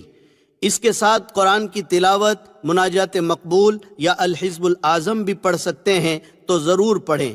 حضور اکرم صلی اللہ علیہ وسلم سے عرفات میں دودھ پینا ثابت ہے، لہٰذا سنت کی اتباع میں آپ بھی اگر میسر ہو سکے تو دودھ پی لیں یا کوئی اور چیز کھا پی لیں۔ یہاں پر ایک مسئلہ اچھی طرح سمجھ لیں کہ یوں تو عرفات کا وقت 9 تاریخ کی زوال سے لے کر 10 تاریخ کی صبح صادق تک ہے، یعنی اس درمیان میں کوئی بھی آدمی حج کی نیت سے احرام پہن کر تھوڑی دیر کے لیے بھی عرفات میں آ جائے تو وہ حاجی ہو جائے گا، مگر اس میں مغرب تک رکنا واجب ہے۔ اگر کوئی مغرب سے پہلے عرفات سے نکل جائے گا تو دم لازم ہوگا۔ مزدلفہ کی طرف روانگی: جب سورج غروب ہو جائے تو مغرب کی نماز پڑھے بغیر مزدلفہ کی طرف روانہ ہو جائیں۔ مغرب کی نماز نہ عرفات میں پڑھے نہ راستے میں، بلکہ مزدلفہ پہنچ کر عشاء کے وقت میں مغرب اور عشاء دونوں نمازیں ایک ساتھ پڑھیں، ایک اذان اور ایک اقامت کے ساتھ، یعنی اذان کے بعد تکبیر کہہ کر فوراً مغرب کی جماعت شروع کریں، فرض پڑھ کر فوراً امام سلام پھیر دے اور اس کے بعد بغیر تکبیر کے عشاء کی جماعت شروع کرے، اس کے بعد مغرب کی سنتیں، پھر عشاء کی سنتیں اور وتر پڑھیں۔ مزدلفہ عرفات سے 3 میل پر ایک میدان ہے، یہاں خیمے نہیں لگے ہوتے ہیں۔ یہ رات آپ کو مزدلفہ میں گزارنی ہے۔ یہ رات بڑی عظیم الشان اور بڑی قابل قدر ہے۔ روایتوں میں ہے کہ یہ رات شب قدر سے زیادہ قابل قدر اور افضل ہے۔ روایتوں میں ہے کہ حجۃ الوداع میں رسول اللہ صلی اللہ علیہ وسلم نے عرفات میں امت کے لیے بہت کچھ مانگا۔ اللہ تعالیٰ نے سوائے ایک دعا کے حضور صلی اللہ علیہ وسلم کی تمام دعائیں قبول فرما لی، لیکن مزدلفہ میں پہنچ کر آپ صلی اللہ علیہ وسلم نے خود گڑ گڑا کر اللہ سے دعائیں مانگی اور اسی دعا کو پھر مانگا جو عرفات میں مانگا تھا۔ تو یہاں پر اللہ نے وہ دعا بھی قبول فرما لی اور آپ امت کے انجام سے بہت ہی خوش اور مطمئن ہو گئے، اور شیطان کو دیکھا کہ بہت ہی واویلا کر رہا ہے اور اپنے سر پر مٹی ڈال رہا ہے۔ لہٰذا یہ رات بڑی عظیم ہے، اس کی ہمیں خوب قدر کرنی ہے۔ فجر کی نماز کے بعد سے سورج نکلنے کے قریب تک تھوڑی دیر مزدلفہ میں ٹھہرنا واجب ہے۔ فجر سے پہلے ہرگز مزدلفہ سے نہ نکلے، ورنہ واجب چھوٹنے سے دم لازم آئے گا۔ اور یہ بات بھی یاد رکھیں کہ مزدلفہ سے ایک حاجی کے لیے 70 کنکریاں بھی چن لے۔ کنکری بڑے چنے کے دانے کے برابر ہو، نہ بہت چھوٹی ہو نہ بہت زیادہ بڑی ہو۔ حج کا تیسرا دن 10 ذی الحجہ۔ جب مزدلفہ میں سورج نکلنے کا وقت قریب ہو جائے تو وہاں سے مینا کی طرف روانہ ہو جائیں۔ آج 10 ذی الحجہ یعنی قربانی کا دن ہے، عید کا دن ہے۔ حج کی مشغولی کی وجہ سے عید کی نماز اللہ نے حاجیوں سے معاف کر دی ہے۔ آج آپ کو 4 کام کرنے ہیں اور بہت آسان ہے۔ نمبر 1، جمرات کی رمی یعنی شیطانوں کو کنکریاں مارنا۔ نمبر 2، قربانی۔ نمبر 3، حلق یا قصر یعنی بال منڈوانا یا بال کٹوانا۔ نمبر 4، طواف زیارت۔ 10 ذی الحجہ کا پہلا کام، سب سے پہلے آج آپ کو رمی کرنی ہے، پھر قربانی کرنی ہے، پھر حلق کرنا ہے۔ ان 3 میں ترتیب واجب ہے، اور طواف زیارت 10 کی صبح سے 12 کی مغرب تک کبھی بھی کر سکتے ہیں، ترتیب ضروری نہیں۔ تو آج مینا میں سب سے پہلے جمرہ عقبہ یعنی بڑے شیطان کو 7 کنکریاں مارنا ہے۔ مینا میں 3 جگہوں پر لمبے ستون بنے ہوئے ہیں، ان کو جمرات کہتے ہیں۔ اب اس کی 5 منزلہ عالیشان عمارت بنی ہوئی ہے، اور ہر طرف سے آنے والوں کے لیے الگ الگ منزلیں طے کر دیے ہیں۔ داخل ہونے کا راستہ بھی الگ ہے اور نکلنے کا راستہ بھی الگ ہے۔ پہلا جمرہ مسجد خیف کے قریب ہے، جس کو جمرہ اولا کہتے ہیں۔ دوسرا اس سے آگے ہے، اس کو جمرہ وسطیٰ یعنی درمیانی جمرہ کہتے ہیں۔ تیسرا بالکل مینا کے اخیر میں ہے، جس کو جمرہ عقبہ یعنی آخری جمرہ کہتے ہیں۔ آج صرف جمرہ عقبہ یعنی بڑے شیطان کو 7 کنکریاں مارنا ہے۔ اس کا وقت صبح صادق سے آئندہ کل کی صبح صادق تک ہے، لہٰذا اس میں جلد بازی بالکل نہ کریں۔ جس وقت سہولت اور آسانی ہو اس وقت ماریں، رات میں بھی مار سکتے ہیں۔ اور ابھی تک جو آپ لبیک پڑھ رہے تھے، بڑے شیطان پر پہلی کنکری کے ساتھ لبیک کا سلسلہ بند کر دیں۔ تو 10 تاریخ کا پہلا کام بڑے شیطان کو 7 کنکریاں مارنا ہے۔ کنکری شہادت کی انگلی اور انگوٹھے سے پکڑیں اور ہر کنکری کے ساتھ یہ دعا پڑھتے جائیں، بسم اللہ اللہ اکبر رغمن للشیطان ورضا للرحمن۔ میں کنکری مارتا ہوں شیطان کو ذلیل کرنے اور رحمان کو راضی کرنے کے لیے۔ اگر پوری دعا یاد نہ ہو تو صرف بسم اللہ اللہ اکبر کہہ کر اپنی زبان میں کہیں، شیطان کو ذلیل کرنے اور رحمان کو راضی کرنے کے لیے میں کنکری مارتا ہوں۔ یہ بات ذہن میں رکھیں کہ کنکریاں ستون ہی کو لگنا ضروری نہیں، بلکہ ستون کے اطراف میں بنے ہوئے دائرے میں بھی گر جائے گی تو واجب ادا ہو جائے گا۔ یہ بات بھی اچھی طرح سمجھ لیں کہ ہر کنکری کو الگ الگ مارنا ہے۔ اگر کسی نے غلطی سے یا غصے سے 7 کنکریاں ایک ساتھ مار دی تو یہ ایک ہی کنکری مانی جائے گی، لہٰذا ایک ایک کنکری الگ الگ ماریں۔ کنکری مارنے کے لیے جب اپنے خیمے سے چلے تو کچھ کنکریاں زیادہ لے کر چلیں، تاکہ کوئی کنکری آپ کے ہاتھ سے گر جائے تو کم نہ پڑے، کیونکہ وہاں سے کنکری اٹھانا سخت منع ہے۔ یہ بات بھی اچھی طرح سمجھ لیں کہ کنکریاں کیوں ماری جاتی ہے۔ سیدنا ابراہیم علیہ السلام جب اپنے بیٹے حضرت اسماعیل علیہ السلام کو اللہ کے حکم سے ذبح کرنے کے لیے لے کر چلے تو سب سے پہلے شیطان پہلے جمرے کے پاس ملا اور ذبح کرنے سے روکنا چاہا۔ حضرت ابراہیم علیہ السلام نے 7 کنکریاں ماری تو وہ زمین میں دھس گیا۔ آگے بڑھ کر دوسرے جمرے کے پاس نظر آیا اور ذبح کے ارادے سے روکنا چاہا۔ یہاں بھی حضرت ابراہیم علیہ السلام نے 7 کنکریاں ماری، وہ زمین میں دھس گیا۔ پھر چھوٹے جمرے کی جگہ نظر آیا، یہاں بھی حضرت ابراہیم علیہ السلام نے 7 کنکریاں ماری، وہ زمین میں دھس گیا۔ اللہ تعالیٰ کو اپنے بندے حضرت ابراہیم علیہ السلام کا اخلاص اور عاشقانہ عمل پسند آ گیا تو قیامت تک حاجیوں کو حکم دے دیا کہ تم بھی ان جگہوں پر میرے بندے ابراہیم کی نقل اتارو۔ دوسرے کی طرف سے کنکریاں مارنا کب جائز ہے؟ یہاں ایک مسئلہ سمجھ لیں، بہت سارے لوگ کسی دوسرے کو اپنا وکیل بنا دیتے ہیں، یہ وکیل بنانا کب جائز ہے؟ یاد رکھیں، کوئی آدمی ایسا بیمار، کمزور، بوڑھا یا اپاہج ہے جو چل نہیں سکتا ہے تو اس کی طرف سے دوسرے کو کنکری مارنے کے لیے نائب بنانا جائز ہے، یعنی اس کی کنکری دوسرا مار سکتا ہے۔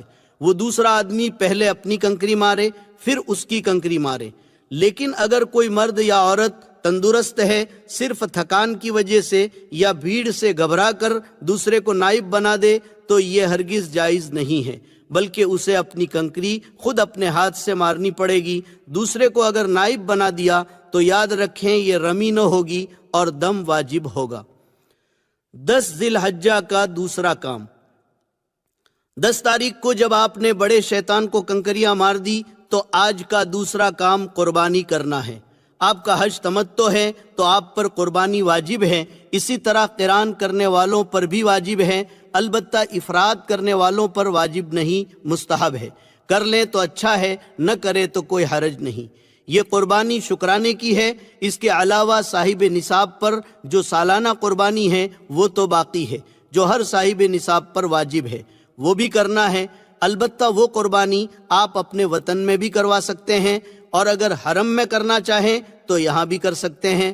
بہرحال 10 تاریخ کو رمی سے فارغ ہو کر کسی معتمد آدمی سے قربانی کروائیں، اس کی ترتیب پہلے ہی سے کر لیں۔ قربانی میں وہاں بہت گڑبڑ ہوتی ہے، لہٰذا اطمینان والے آدمی کو قربانی دے اور اس کا نمبر لے لیں، پھر رمی کر کے اس کو فون کر دیں تاکہ وہ قربانی کر لے، پھر اس کے بعد آپ حلق کریں۔ 10 ذی الحجہ کا تیسرا کام۔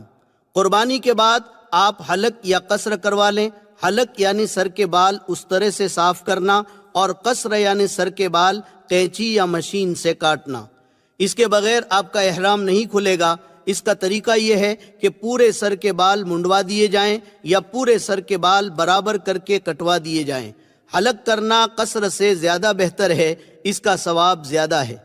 آپ حرم میں دیکھیں گے کہ لوگ مختلف طرح سے حلق اور قصر کرتے ہیں، آپ دیکھا دیکھی بالکل نہ کریں، مسئلہ اچھی طرح سمجھ لیں۔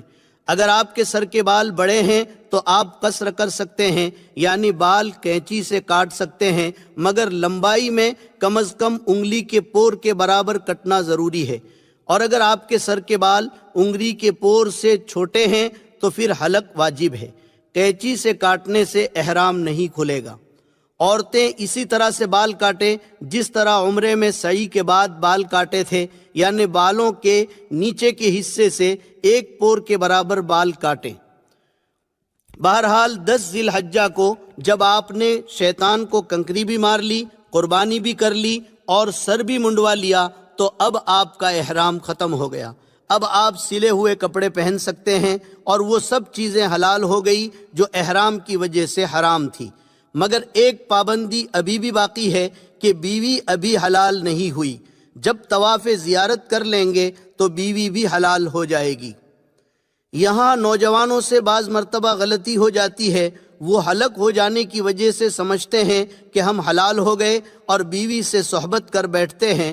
یاد رکھیں اگر ایسی غلطی ہوئی تو ایک قول کے مطابق بڑا دم لازم ہوگا، یعنی بڑے جانور کی قربانی کرنا پڑے گا، لہٰذا اس کا خیال رکھیں۔ 10 ذی الحجہ کا چوتھا کام۔ 10 ذی الحجہ کا چوتھا کام طواف زیارت ہے، یہ حج کا فرض ہے۔ طواف زیارت 10، 11، 12 ان 3 دنوں میں کبھی بھی کر سکتے ہیں۔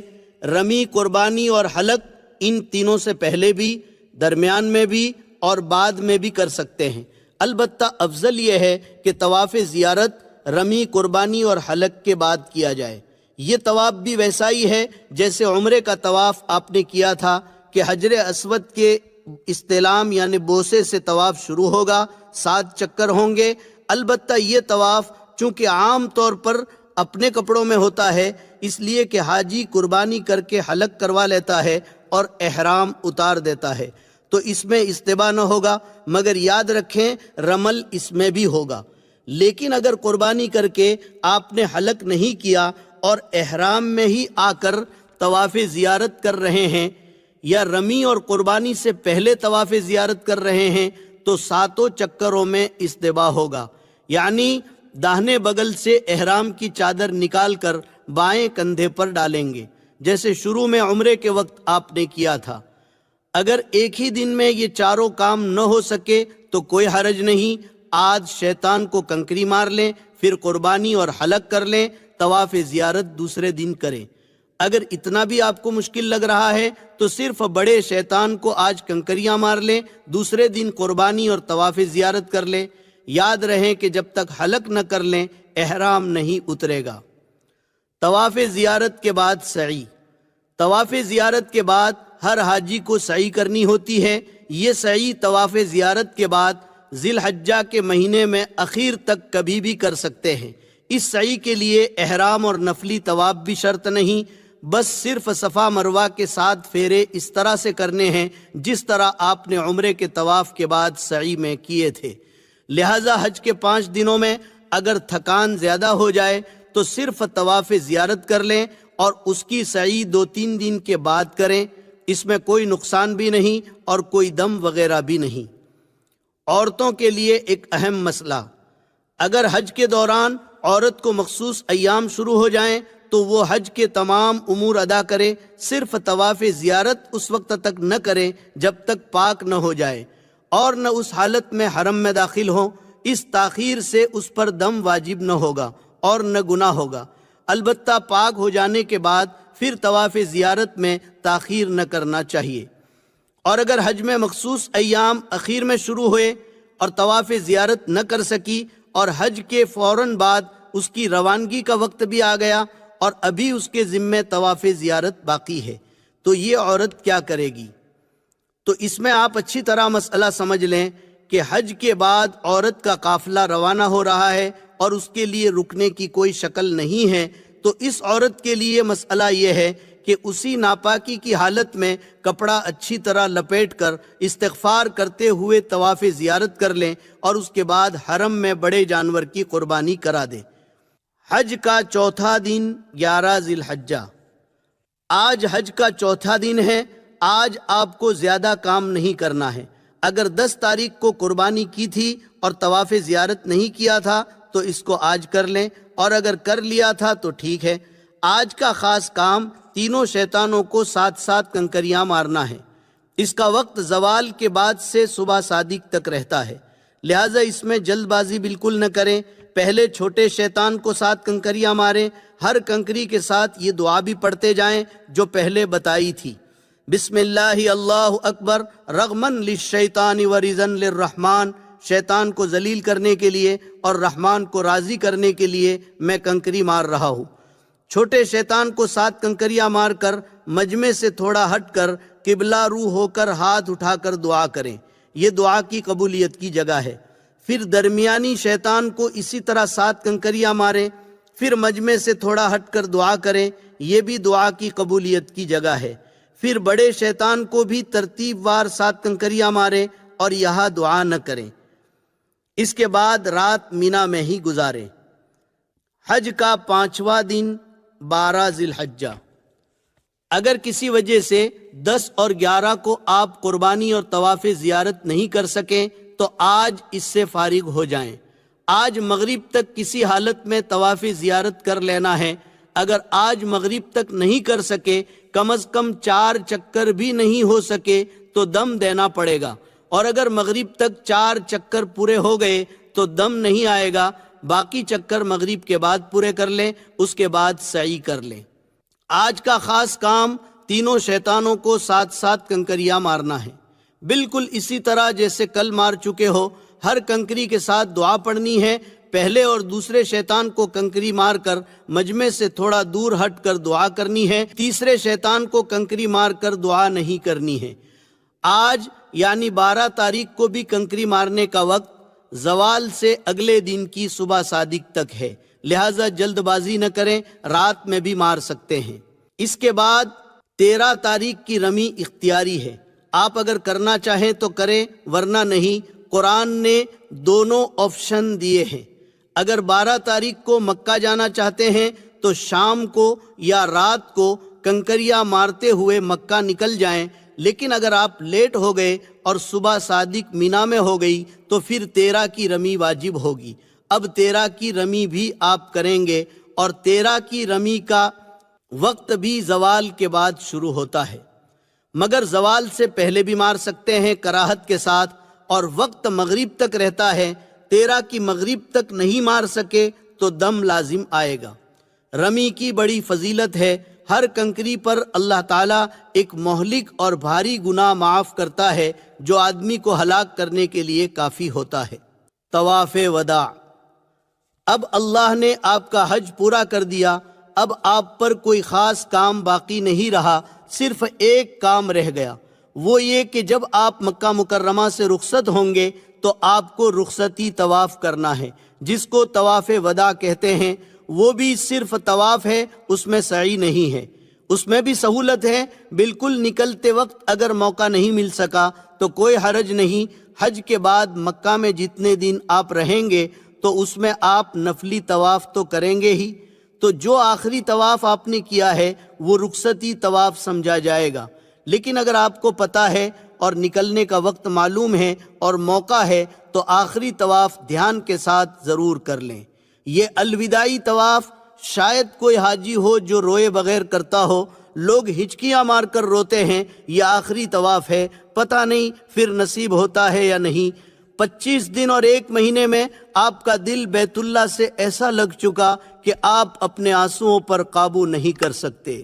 سوچو میرے آقا مدنی صلی اللہ علیہ وسلم پر کیا گزری ہوگی جب مکے والوں نے ہجرت کرنے پر مجبور کر دیا۔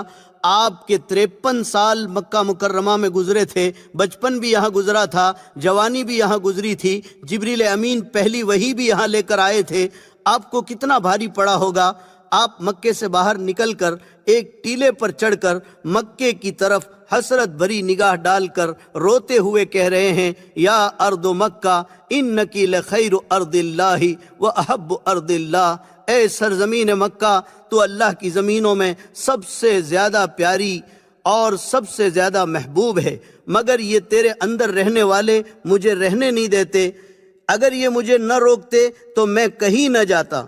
پھر مدینے کی طرف چل دیے، آپ کی آنکھوں سے آنسو جاری ہے۔ راستے میں اللہ نے قرآن اتارا، ان الذی فرض علیک القرآن لرادک الی معاد، میرے محبوب جس اللہ نے آپ کے اوپر قرآن اتارا ہے وہ اللہ آپ کو عزت اور اکرام کے ساتھ دوبارہ مکہ لائے گا۔ بہرحال الوداعی طواف میں رونا یہ قبولیت کی نشانی ہے۔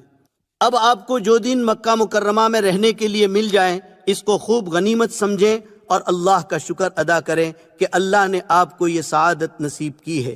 دن رات میں جتنا ہو سکے نفلی طواف کریں، نفلی عمرہ کریں، اپنے لیے، والدین کے لیے، محسنین کے لیے، رشتہ داروں کے لیے اور پوری امت کے لیے دعائیں کریں۔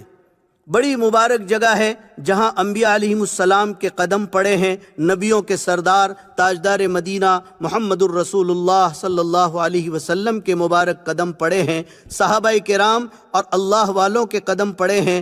حجر اسود جنت کا پتھر ہے، اس کو بوسا دے، ملتزم سے چمٹ کر رو رو کر دعائیں کرے۔ حتیم جو خانہ کعبہ کا حصہ ہے اس میں نماز پڑھے، محبت و عظمت سے اللہ کے گھر کو صرف دیکھتے ہی رہے، کیا پتہ ان مبارک جگہوں پر پھر حاضری کی سعادت میسر آتی ہے یا نہیں۔ کتنے لوگ امیدیں لے کر دنیا سے چلے گئے اور موقع نہیں مل سکا، اور اللہ نے آپ کو سنہرا موقع دیا ہے، اس لیے اس کو خوب غنیمت سمجھیں اور اللہ کی رحمتوں اور نعمتوں کو جتنا لوٹ سکے لوٹیں۔ مزے لوٹو کلیم اب بن پڑی ہے، مزے لوٹو کلیم اب بن پڑی ہے، بڑی اونچی جگہ قسمت لڑی ہے۔ مکہ مکرمہ کے کچھ تاریخی اور متبرک مقامات۔ جنت المعلی مکہ مکرمہ کا قبرستان ہے۔ یہ جنت البقیع یعنی مدینے کے قبرستان کے بعد تمام قبرستانوں سے افضل ہے۔ ہزاروں صحابہ کرام اور اولیاء عظام اس قبرستان میں مدفون ہیں۔ حضور اکرم صلی اللہ علیہ وسلم کی پہلی بیوی حضرت خدیجۃ الکبریٰ رضی اللہ تعالی عنہا بھی اسی قبرستان میں مدفون ہیں۔ اس کی زیارت بھی مستحب ہے۔ جبل ابو قبیس مسجد حرام سے باہر صفا سے متصل ایک پہاڑ ہے، جس پہاڑ پر چڑھ کر حضور اکرم صلی اللہ علیہ وسلم نے قریش کو اسلام کی پہلی دعوت دی تھی۔ یہاں بنو ہاشم آباد تھے اور اسی پہاڑ کے ایک حصے میں وہ گھاٹی تھی جس میں 3 سال تک حضور اکرم صلی اللہ علیہ وسلم کے ساتھ بنو ہاشم کا بائیکاٹ ہوا تھا۔ صفا سے ملے ہوئے پہاڑ کے اس حصے میں آج شاہی محل بنا ہوا ہے، جبکہ سامنے والے حصے میں حکومت نے سرنگیں نکالی ہے۔ تصویر میں آپ دیکھ رہے ہیں۔ روایتوں میں ہے کہ یہ وہ پہاڑ ہے جس کو کائنات کی تخلیق کے وقت اللہ تعالیٰ نے سب سے پہلے پیدا کیا تھا۔ مولد النبی یہ وہ جگہ ہے جہاں حضور اکرم صلی اللہ علیہ وسلم کی پیدائش ہوئی۔ صفا مروہ سے باہر والے صحن کے سامنے کے حصے میں جو عمارت اور لائبریری ہے، یہ وہی مبارک جگہ ہے جہاں آقا مدنی صلی اللہ علیہ وسلم کی پیدائش ہوئی۔ غار حرا اس کو جبل نور اور جبل حرا بھی کہتے ہیں۔ اسی کے اوپر وہ غار ہے جہاں حضور اکرم صلی اللہ علیہ وسلم نبوت ملنے سے پہلے قیام فرماتے تھے، اور اسی غار میں جبریل امین پہلی وحی لے کر آئے تھے۔ اس پر یہ آیتیں بھی لکھی ہوئی ہے، اقرأ بسم ربک الذی خلق خلق الانسان من علق۔ یہ پہاڑ اپنی مخصوص اور نمایاں شکل کی وجہ سے دور ہی سے پہچانا جاتا ہے کہ یہ جبل نور یا جبل حرا ہے۔ غار ثور ہجرت کے سفر میں آپ صلی اللہ علیہ وسلم نے حضرت ابوبکر صدیق کے ساتھ 3 دن اسی غار میں قیام کیا تھا۔ یہ غار جبل ثور میں واقع ہے۔ یہ پہاڑ مکہ مکرمہ سے تقریباً 6 میل کے فاصلے پر ہے۔ دار ارقم یہ حضرت ارقم ابن ابی الارقم رضی اللہ تعالیٰ عنہ کا وہ مکان ہے جہاں اسلام کے ابتدائی زمانے میں صحابہ کرام حضور اکرم صلی اللہ علیہ وسلم کے ساتھ چھپ کر نماز پڑھا کرتے تھے، قرآن اور دین کی باتیں سیکھا کرتے تھے۔ اب یہ مکان سعی کی جگہ میں تبدیل ہو گیا ہے۔ اسی جگہ حضرت عمر رضی اللہ تعالیٰ عنہ اسلام لائے تھے۔ مصعب ابن عمیر بھی اسی جگہ آ کر مسلمان ہوئے تھے۔ مسجد جن طائف سے واپسی پر مکہ مکرمہ سے قریب آپ صلی اللہ علیہ وسلم نے نماز پڑھی تھی تو قرآن سن کر جنات جمع ہو گئے تھے اور مسلمان ہو گئے تھے۔ اس جگہ پر مسجد جن بنی ہوئی ہے جو 2 سڑکوں کے بیچ میں ہے۔ حرم شریف سے شعب عامر کی طرف آتے وقت محلہ شعب عامر اور محلہ سلیمانیہ کے درمیان سڑک پر نظر آتی ہے، وہی مسجد جن ہے۔ مسجد رایا رسول اللہ صلی اللہ علیہ وسلم نے فتح مکہ کے دن اس جگہ فتح کا جھنڈا نصب کیا تھا۔ جنت المعلی کے راستے میں ہے۔ اس جگہ اب مسجد بنی ہوئی ہے، اسی کو مسجد رایا کہتے ہیں۔ تنعیم جس جگہ سے حجۃ الوداع کے سفر میں حضرت عائشہ رضی اللہ تعالیٰ عنہا نے احرام باندھ کر اپنے بھائی حضرت عبد الرحمن کے ساتھ عمرہ کیا تھا، اس جگہ اب مسجد بنی ہوئی ہے جس کو مسجد عائشہ کہتے ہیں۔ مکہ مکرمہ سے شمال کی جانب 3 میل پر ہے۔ مسجد خیف مینا میں ایک بڑی مسجد ہے۔ کہتے ہیں کہ اس میں 70 انبیاء کرام علیہم السلام مدفون ہیں۔ مسجد نمیرہ عرفات کے کنارے پر بڑی مسجد ہے جس کو مسجد نمیرہ کہتے ہیں۔ مسجد کا خوشنما منظر آپ تصویر میں دیکھ رہے ہیں۔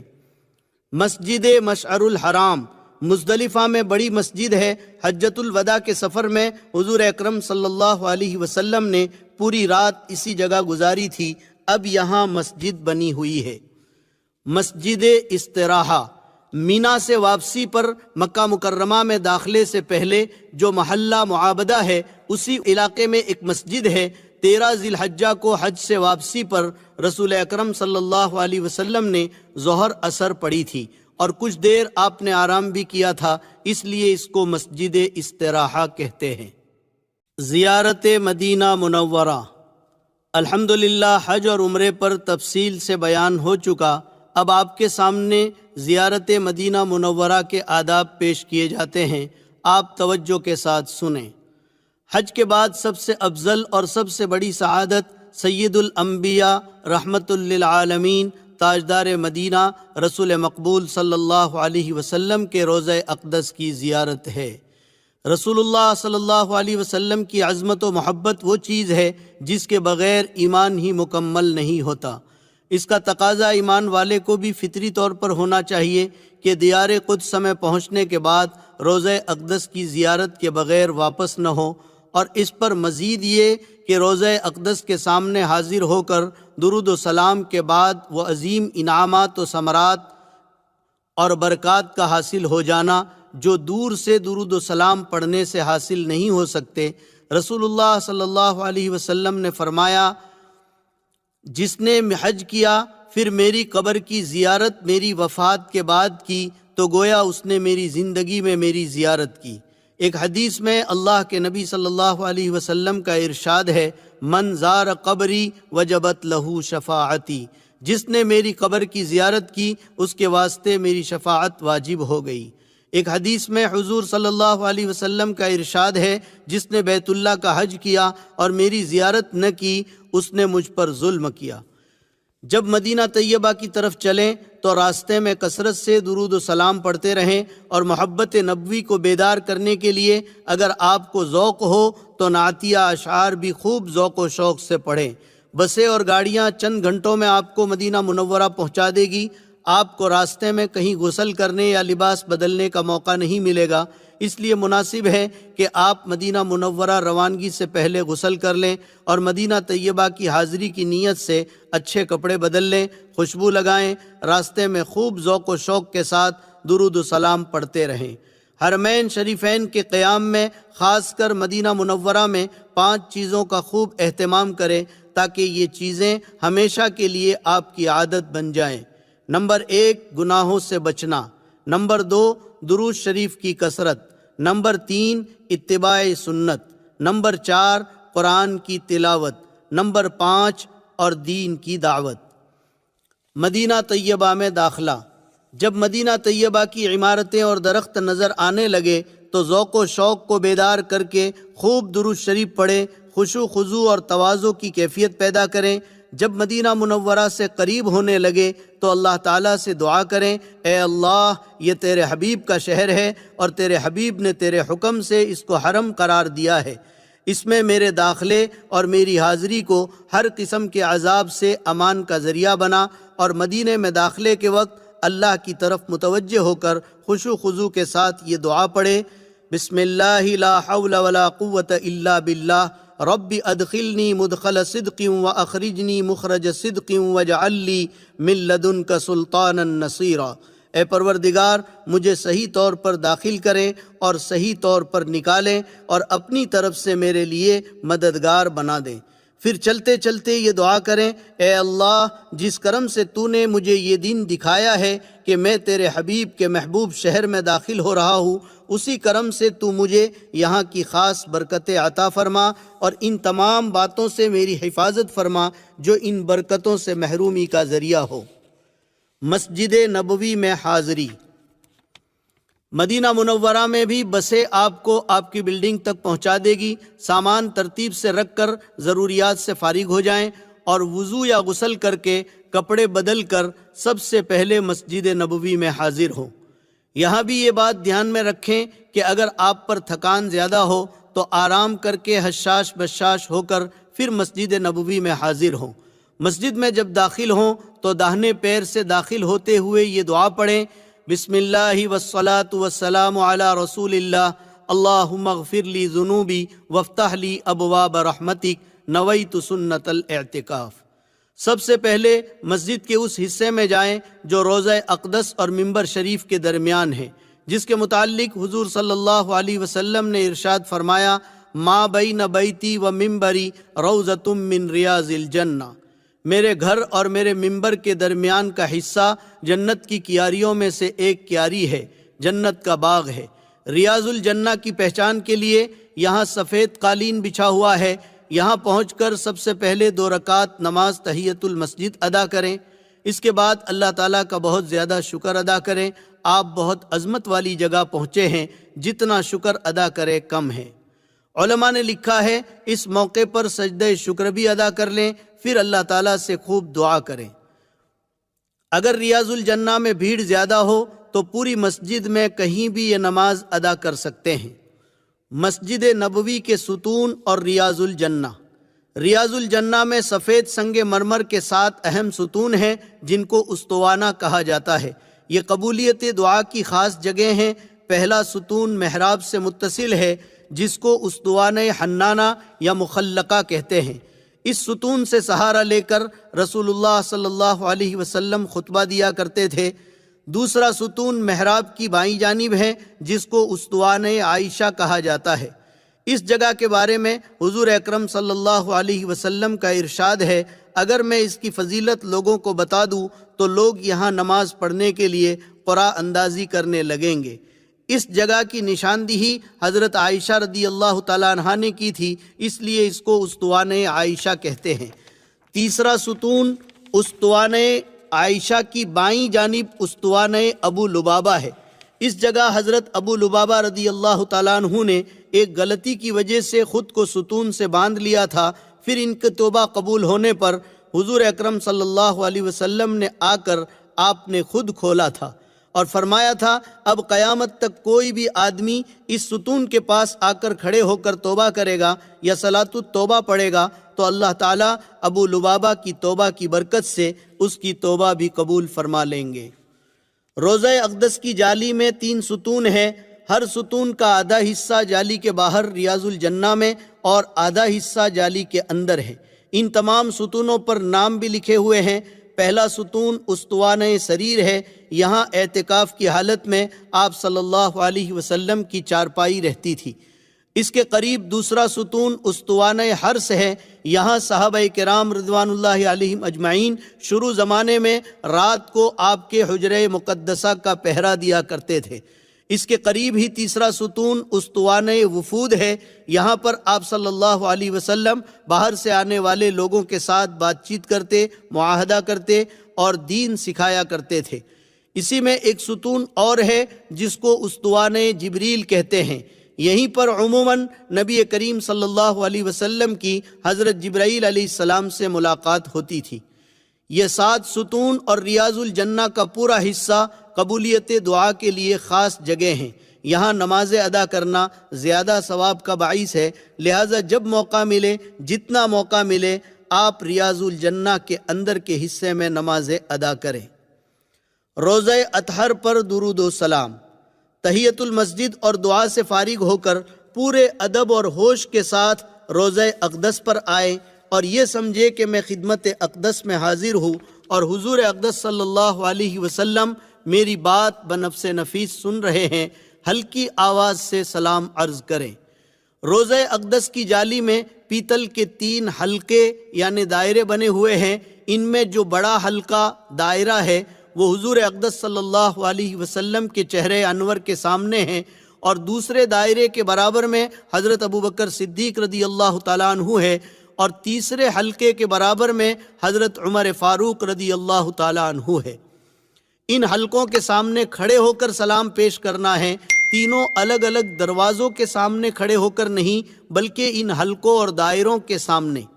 یہ دھیان رکھیں کہ یہاں بھیڑ زیادہ ہوتی ہے تو کسی کو تکلیف نہ پہنچے، اس کا خاص خیال رکھیں۔ نہایت ادب کے ساتھ، تواضع کے ساتھ، نگاہ جھکاتے ہوئے مختصر طور پر یوں سلام عرض کرے: الصلاۃ والسلام علیک یا رسول اللہ، الصلاۃ والسلام علیک یا حبیب اللہ، الصلاۃ والسلام علیک یا خیر خلق اللہ، الصلاۃ والسلام علیک یا سید ولد آدم۔ اس جگہ عورتیں بہت زیادہ بے احتیاطی کرتی ہے، دھکا مکی کرتی ہے، سر سے دوپٹہ بھی اتر جاتا ہے۔ یہ بہت ہی نامناسب بات ہے۔ اس سے بہتر تو یہ ہے کہ باہر سے ہی صلاۃ و سلام پیش کریں اور جو معذور ہے اندر نہیں جا سکتے وہ بھی باہر سے ہی سلام پیش کرے۔ سلام پیش کرنے کے بعد جن دوستوں اور بزرگوں اور عزیزوں نے آپ سے سلام کی فرمائش کی ہے اور بعض سے آپ نے وعدہ بھی کر لیا ہے، ان کا سلام حضور اکرم صلی اللہ علیہ وسلم کو پہنچائے۔ نام یاد ہو تو نام لے کر یا سب کی طرف سے یوں کہیں کہ یا رسول اللہ، اللہ پر اور آپ کی رسالت پر ایمان رکھنے والے اور آپ کا نام لینے والے چند بزرگوں اور عزیزوں نے آپ کو سلام پیش کیا ہے، آپ ان کا سلام قبول فرمائیں۔ علماء نے لکھا ہے کہ جب حضور پاک صلی اللہ علیہ وسلم کے روضہ اقدس کے سامنے کھڑے ہوں تو اس یقین کے ساتھ کھڑے ہوں کہ آپ صلی اللہ علیہ وسلم اپنی قبر مبارک میں آرام فرما رہے ہیں اور ہر آنے والے کو جانتے ہیں، اور سلام کرنے والے کا جواب آپ بنفس نفیس خود دیتے ہیں۔ پھر بہت آہستہ آواز میں اپنے ایمان کی گواہی دیں، یعنی اس طرح کہیں یا رسول اللہ، میں آپ کو گواہ بنا کر کہتا ہوں اشہد ان لا الہ الا اللہ و اشہد ان محمدً عبدہ و رسولہ۔ علماء نے لکھا ہے کہ حشر کے میدان میں آپ صلی اللہ علیہ وسلم یہ گواہی لوٹائیں گے اور کہیں گے یا اللہ، اس نے میرے سامنے کلمہ پڑھا تھا اور یہ مسلمان ہے۔ اور جو یہ گواہی کئی بار دے دے تو آپ صلی اللہ علیہ وسلم فرمائیں گے اے اللہ، اس نے میرے سامنے کئی مرتبہ کلمہ پڑھا تھا، اور جس کی گواہی رسول اللہ صلی اللہ علیہ وسلم دے دے تو انشاءاللہ اس کا تو بیڑا پار ہے۔ حضرت ابو بکر صدیق رضی اللہ تعالی عنہ پر سلام۔ حضور اکرم صلی اللہ علیہ وسلم پر صلاۃ و سلام سے فارغ ہو کر ایک ہاتھ کے برابر دائیں طرف آگے بڑھ کر دوسرے حلقے کے پاس آ جائیں اور حضرت ابو بکر صدیق رضی اللہ تعالیٰ عنہ کو اس طرح سلام پیش کریں: السلام علیک یا خلیفۃ رسول اللہ وثانیہ فی الغار ورفیقہ فی الاسفار وامینہ علی الاسرار ابا بکر الصدیق رضی اللہ تعالی عنہ جزاک اللہ عن امت محمد خیرا۔ آپ پر سلام ہو اے اللہ کے رسول کے خلیفہ، غار میں آپ کے ساتھی، سفروں میں آپ کے رفیق، آپ کے رازوں کے امین ابو بکر صدیق، آپ پر سلام ہو۔ اللہ تعالیٰ آپ کو امت محمدیہ کی طرف سے بہترین جزا عطا فرمائے۔ پھر جن لوگوں نے سلام کہا ہو ان کا سلام پہنچا دے۔ حضرت عمر فاروق رضی اللہ تعالیٰ عنہ پر سلام۔ حضرت ابو بکر صدیق رضی اللہ تعالیٰ عنہ پر سلام سے فارغ ہو کر پھر ایک ہاتھ دائیں طرف آگے بڑھ کر تیسرے حلقے کے پاس آ جائیں اور حضرت عمر رضی اللہ تعالیٰ عنہ کو ان الفاظ میں سلام پیش کریں: السلام علیک یا امیر المؤمنین عمر الفاروق الذی اعز اللہ بک الاسلام امام المسلمین مردیا حیا ومیتا جزاک اللہ عن امت محمد خیرا۔ اے امیر المؤمنین عمر فاروق، آپ پر سلام ہو جن کے ذریعے اللہ نے اسلام کو غلبہ عطا فرمایا۔ اے مسلمانوں کے امام، زندگی اور موت میں اللہ کے پسندیدہ، اللہ تعالیٰ آپ کو امت محمدیہ کی طرف سے بہترین جزا عطا فرمائیں۔ پھر جن لوگوں نے سلام کہا ہو ان کا سلام پہنچا دے۔ اس کے بعد باب البقیع سے باہر نکل جائیں اور موقع ہو تو تھوڑی دیر قبلہ رخ ہو کر خوب دعا کریں۔ مدینہ منورہ کے قیام کو خوب غنیمت سمجھے، جہاں تک ہو سکے زیادہ وقت مسجد نبوی میں گزاریں اور درود شریف کثرت سے پڑھتے رہیں، قرآن کی تلاوت بھی خوب کریں، وقت بالکل ضائع نہ کریں۔ پتہ نہیں یہ سنہرا موقع پھر آتا ہے یا نہیں، اس لیے اس کی قدر کریں۔ زیارت جنت البقیع۔ مدینہ طیبہ میں مسجد نبوی اور روضہ اقدس کی حاضری کے بعد سب سے اہم مقام وہاں کا قدیم قبرستان جنت البقیع ہے، جو مسجد نبوی سے بالکل ملا ہوا ہے۔ اس میں 10,000 سے زیادہ صحابہ کرام مدفون ہیں۔ خود رسول اللہ صلی اللہ علیہ وسلم نے کتنے مرنے والوں کو اپنے ہاتھ سے اس میں دفن کیا ہے۔ آپ صلی اللہ علیہ وسلم کی اکثر بیویاں اور بیٹیاں اور اہل بیت کے بہت سے ممتاز افراد اور کتنے ہی جلیل القدر صحابہ، پھر بے شمار تابعین اور تبع تابعین اور بعد کے انگنت ائمہ عظام اور اولیاء کرام اس میں آرام فرما رہے ہیں۔ اسی قبرستان میں حضرت فاطمہ رضی اللہ تعالی عنہ، حضرت عباس رضی اللہ تعالی عنہ اور حضرت حسن رضی اللہ تعالی عنہ بھی مدفون ہیں۔ حضور صلی اللہ علیہ وسلم کی اکثر بیویاں حضرت عائشہ صدیقہ، حضرت سودا، حضرت زینب بنت جہش، حضرت زینب بنت خزیمہ، حضرت ام سلمہ، حضرت حفصہ، حضرت ام حبیبہ اور حضرت جویریہ رضی اللہ تعالی عنہن، یہ سب کی سب اسی قبرستان میں مدفون ہیں۔ اسی قبرستان میں سیدنا حضرت عثمان غنی رضی اللہ تعالیٰ عنہ اور حضور اکرم صلی اللہ علیہ وسلم کی رضائی ماں حضرت حلیمہ سعدیہ رضی اللہ تعالیٰ عنہا بھی مدفون ہیں۔ اسی قبرستان میں حضرت ابو سعید خدری رضی اللہ تعالیٰ عنہ بھی ہے۔ اس قبرستان میں جتنے لوگ مدفون ہیں ان میں سب سے اونچا اور بڑا مقام حضرت عثمان غنی رضی اللہ تعالیٰ عنہ کا ہے۔ کہنے والوں نے کہا ہے، دفن ہوگا نہ کہیں ایسا خزانہ ہرگز، دفن ہوگا نہ کہیں ایسا خزانہ ہرگز۔ لہٰذا حسب موقع جنت البقیع کی بھی زیارت کرتے رہیں، ان میں مدفون تمام لوگوں کے لیے اور اپنے لیے دعائیں کرتے رہیں، اور جس قدر بھی آپ کو قرآن کریم کا حصہ یاد ہو پڑھ کر جنت البقیع میں مدفون حضرات کو بخشتے رہیں۔ عموماً اشراق کے وقت اور عصر کے بعد جنت البقیع کا دروازہ کھلتا ہے۔ حضور اکرم صلی اللہ علیہ وسلم نے فرمایا، بقیع کے سردار حضرت عثمان غنی رضی اللہ تعالیٰ عنہ ہے، جب بھی بقیع میں آؤ تو سب سے پہلے حضرت عثمان رضی اللہ تعالیٰ عنہ کی قبر پر آؤ۔ قیامت کے دن سب سے پہلے اسی قبرستان کے لوگ اٹھیں گے۔ حضور صلی اللہ علیہ وسلم کا ارشاد ہے، انا اول من ینشق عنہ القبر، میں سب سے پہلے قیامت کے دن اپنی قبر سے اٹھوں گا، میرے برابر میں ابو بکر اٹھیں گے اور میرے بعد عمر اٹھیں گے، پھر عیسیٰ علیہ السلام اٹھیں گے اور اس کے بعد جنت البقیع کے قبرستان والے اٹھیں گے۔ بقیع کا یہ قبرستان دنیا کے سارے قبرستانوں میں سب سے افضل ہے۔ قبرستان کے اعمال، دنیا کے کسی بھی قبرستان میں جائیں تو ایک مرتبہ سورہ فاتحہ، سورہ تکاثر، ایک مرتبہ سورہ اخلاص پڑھ کر اللہ سے دعا کریں کہ اے اللہ اس کا ثواب قبر والوں کو عطا فرما، تو حشر کے میدان میں یہ سارے قبر والے اللہ سے گزارش کریں گے، اے اللہ تو اس پڑھنے والے کی مغفرت کر دے۔ اور جب سارے بقیع والے آپ کی مغفرت کی دعا کریں گے تو انشاءاللہ اللہ آپ کی مغفرت ضرور فرمائیں گے۔ دوسرا عمل، کسی بھی قبرستان میں جا کر جب کوئی شخص 11 مرتبہ سورہ اخلاص پڑھ کر اللہ سے دعا کرتا ہے، اے اللہ اس کا ثواب ان قبر والوں کو عطا کر دے، تو حضرت آدم علیہ السلام سے لے کر آج تک جتنے لوگ یہاں مدفون ہیں سب کی تعداد کے برابر اس کو ثواب دیا جائے گا۔ مسجد نبوی میں نماز کا ثواب، مدینہ منورہ کے قیام کے زمانے میں مسجد نبوی میں باجماعت نماز پڑھنے کا اہتمام کریں۔ مسجد نبوی میں باجماعت نماز پڑھنے کا بہت زیادہ ثواب ہے۔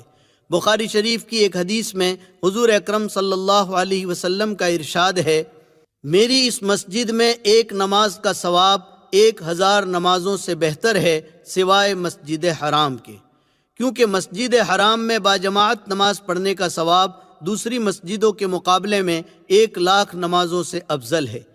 ابن ماجہ کی ایک روایت میں مسجد نبوی کی ایک نماز کا ثواب 50,000 نمازوں کے برابر بتایا گیا ہے۔ مسجد نبوی میں 40 نمازیں۔ مدینہ منورہ کے قیام میں افضل ترین عمل یہ ہے کہ سرکار دو عالم صلی اللہ علیہ وسلم پر درود شریف کثرت سے پڑھا جائے اور نمازوں کو باجماعت مسجد نبوی میں ادا کیا جائے۔ مسجد نبوی میں 40 نمازوں کی بڑی فضیلت ہے۔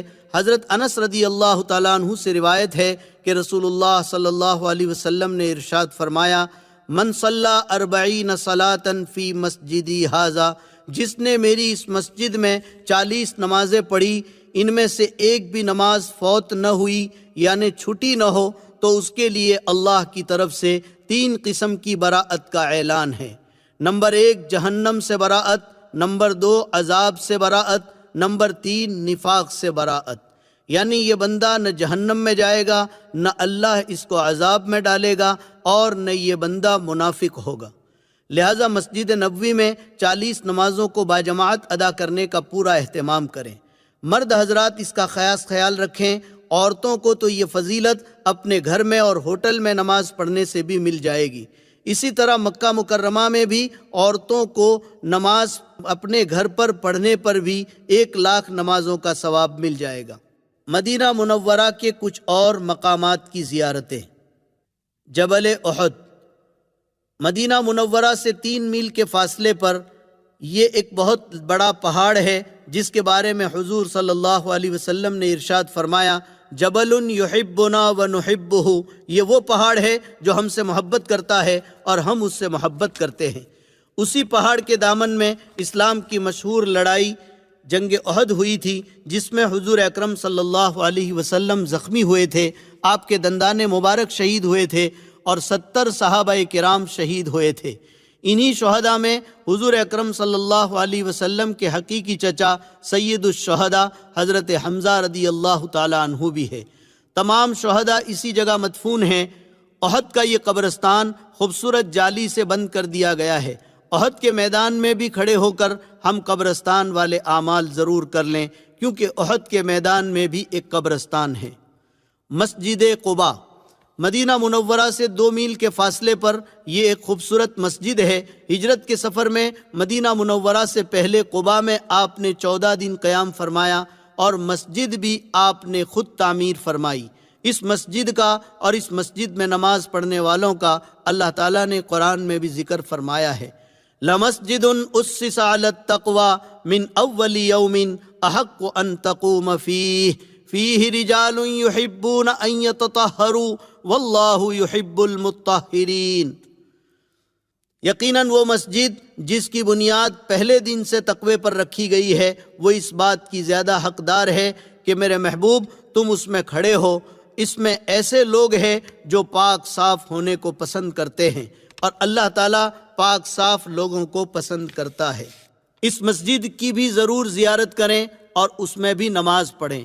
روایتوں میں ہے ہر سنیچر کے دن حضور اکرم صلی اللہ علیہ وسلم کبھی پیدل کبھی سواری پر مسجد قباء میں تشریف لاتے تھے۔ ایک روایت میں ہے صلاۃ فی مسجد قباء کعمرۃ، مسجد قباء میں 2 رکعت نماز کا ثواب عمرے کے برابر ہے، لہٰذا یہاں بھی حاضری دے اور نماز پڑھ کر یہ شرف حاصل کریں۔ مسجد جمعہ، ہجرت کے سفر میں قباء سے جب مدینہ منورہ کی طرف آپ صلی اللہ علیہ وسلم روانہ ہوئے تو جمعہ کا دن تھا۔ راستے میں بنو سالم کا محلہ پڑتا تھا، وہاں رک کر آپ نے جمعہ ادا کیا۔ یہ اسلام کا پہلا جمعہ تھا۔ اس جگہ اب خوبصورت مسجد بنی ہوئی ہے، تصویر میں آپ دیکھ رہے ہیں۔ مسجد قبلتین، وادی عقیق کے قریب ایک ٹیلے پر یہ مسجد ہے۔ اس میں 2 محرابیں بنی ہوئی ہے، ایک بیت المقدس کی طرف اور ایک کعبۃ اللہ کی طرف، مگر اب نیچے کی طرف کی جو محراب ہے اس جگہ پر حکومت نے دروازہ بنا دیا ہے اور محراب اوپر بنا دی ہے۔ ہجرت کے بعد رسول اللہ صلی اللہ علیہ وسلم نے اور صحابہ کرام نے 17 مہینے تک بیت المقدس کی طرف رک کر کے نماز پڑھی، مگر آپ کا قلبی رجحان بیت اللہ کی طرف رک کرنا تھا، اس لیے بار بار آپ کی نگاہیں آسمان کی طرف اٹھتی تھی۔ اللہ تعالیٰ نے فرمایا قد نرا تقلب وجہک فی السماء فلنولینک قبلۃ ترضاہا، میرے محبوب آپ کے چہرے کو بار بار ہم آسمان کی طرف اٹھتے ہوئے دیکھ رہے ہیں، ہم عنقریب آپ کا رخ اس قبلے کی طرف کر دیں گے جس کی آپ کو دلی آرزو ہے۔ پھر ایک مرتبہ عین نماز میں حکم آ گیا فولی وجہک شطر المسجد الحرام، میرے محبوب اپنا چہرہ مسجد حرام کی طرف پھیر دیجئے، تو آپ نماز میں ہی بیت اللہ کی طرف گھوم گئے۔ اس لیے اس مسجد میں 2 محرابیں بنی ہوئی ہے اور اسی وجہ سے اس مسجد کو مسجد قبلتین کہتے ہیں۔ مسجد اجابہ، جنت البقیع سے شمال کی جانب یہ مسجد آبادی کے درمیان واقع ہے۔ اس کو مسجد بنو معاویہ بھی کہا جاتا ہے، کیونکہ کبھی یہاں بنو معاویہ رہا کرتے تھے۔ ایک دن رسول اللہ صلی اللہ علیہ وسلم نے اس میں نماز پڑھی اور دیر تک دعا مانگی۔ اس کے بعد فرمایا میں نے اپنے رب سے 3 دعائیں مانگی، ایک یہ کہ میری امت قحط سالی سے ہلاک نہ ہو، دوسری یہ کہ میری امت اجتماعی طور پر غرق نہ ہو، یہ 2 دعائیں قبول ہوئی، تیسری یہ کہ ان کے آپس میں اختلافات اور لڑائی جھگڑے نہ ہو، یہ دعا قبول نہیں ہوئی۔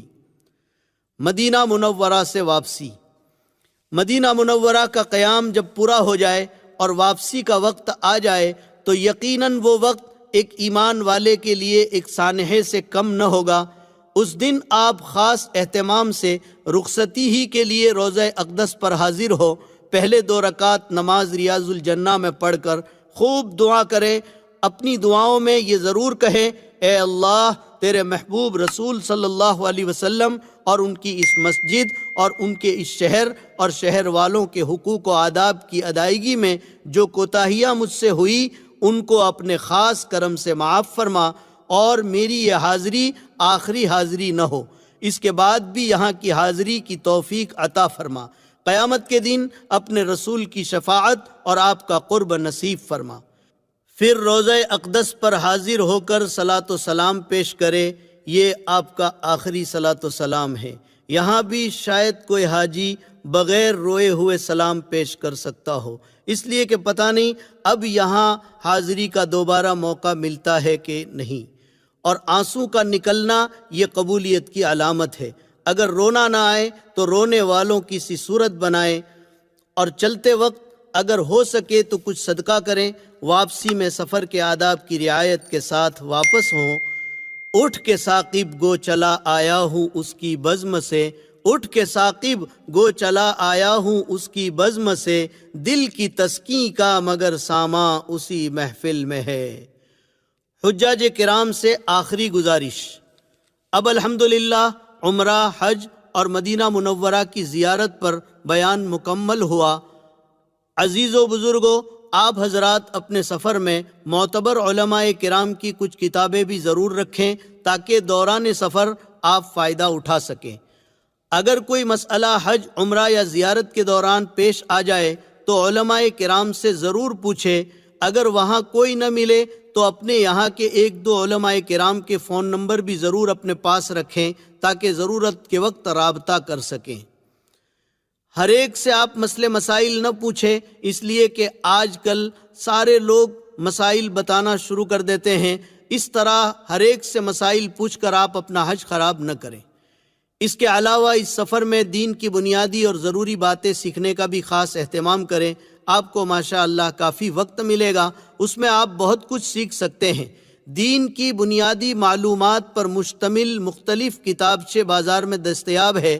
ان میں سے ایک چھوٹی سی کتاب پاکٹ سائز کی دین سیکھنا سکھانا، اردو یا ہندی میں اپنے پاس رکھیں، جس میں دین کی بہت ضروری اور بنیادی باتیں لکھی ہوئی ہے جن کا سیکھنا ہر مسلمان پر فرض ہے۔ اس سفر میں اپنی زندگی کو بدلنے کا پکا عزم بھی کر لیں اور اللہ تعالیٰ سے اس کی دعا بھی کریں۔ ہر کام کو سنت کے مطابق کرنے کی عادت ڈالیں اور کوشش کریں کہ آپ کا یہ حج مبرور ہو جائے۔ حدیث شریف میں ہے، الحج المبرور لیس لہ جزاء الا الجنہ، حج مبرور کا بدلہ سوائے جنت کے کچھ نہیں۔ حج مبرور کس کو کہتے ہیں؟ اس کی تشریح میں علماء کے بہت سارے اقوال ہیں۔ ان میں ایک قول حضرت حسن بصری رحمۃ اللہ علیہ کا بھی ہے۔ وہ فرماتے ہیں، حج مبرور اس حج کو کہتے ہیں جس حج کے بعد حاجی کی زندگی میں تبدیلی آ جائے، زندگی نیک اور صالح اعمال میں گزرنے لگے، یہ علامت ہے حج مبرور کی۔ اور دوسری علامت یہ ہے کہ حاجی حج کو اچھی طرح سیکھ کر کرے، سنت اور مستحب کی رعایت کے ساتھ کرے۔ اخیر میں تمام حجاج کرام سے مؤدبانہ درخواست کی جا رہی ہے کہ آپ اس مبارک سفر میں اپنی دعاؤں میں اس ناچیز کو اور ہمارے ادارے دینیات اور اس کے تمام اراکین اور ان کے خاندان والوں کو اور پوری امت کو بھی شامل کر لیں۔ اللہ تعالیٰ آپ کے اس سفر کو آسان فرمائے اور قبول فرمائے اور ہماری اس چھوٹی سی کوشش کو قبول فرمائے۔ وآخر دعوانا ان الحمد للہ رب العالمین۔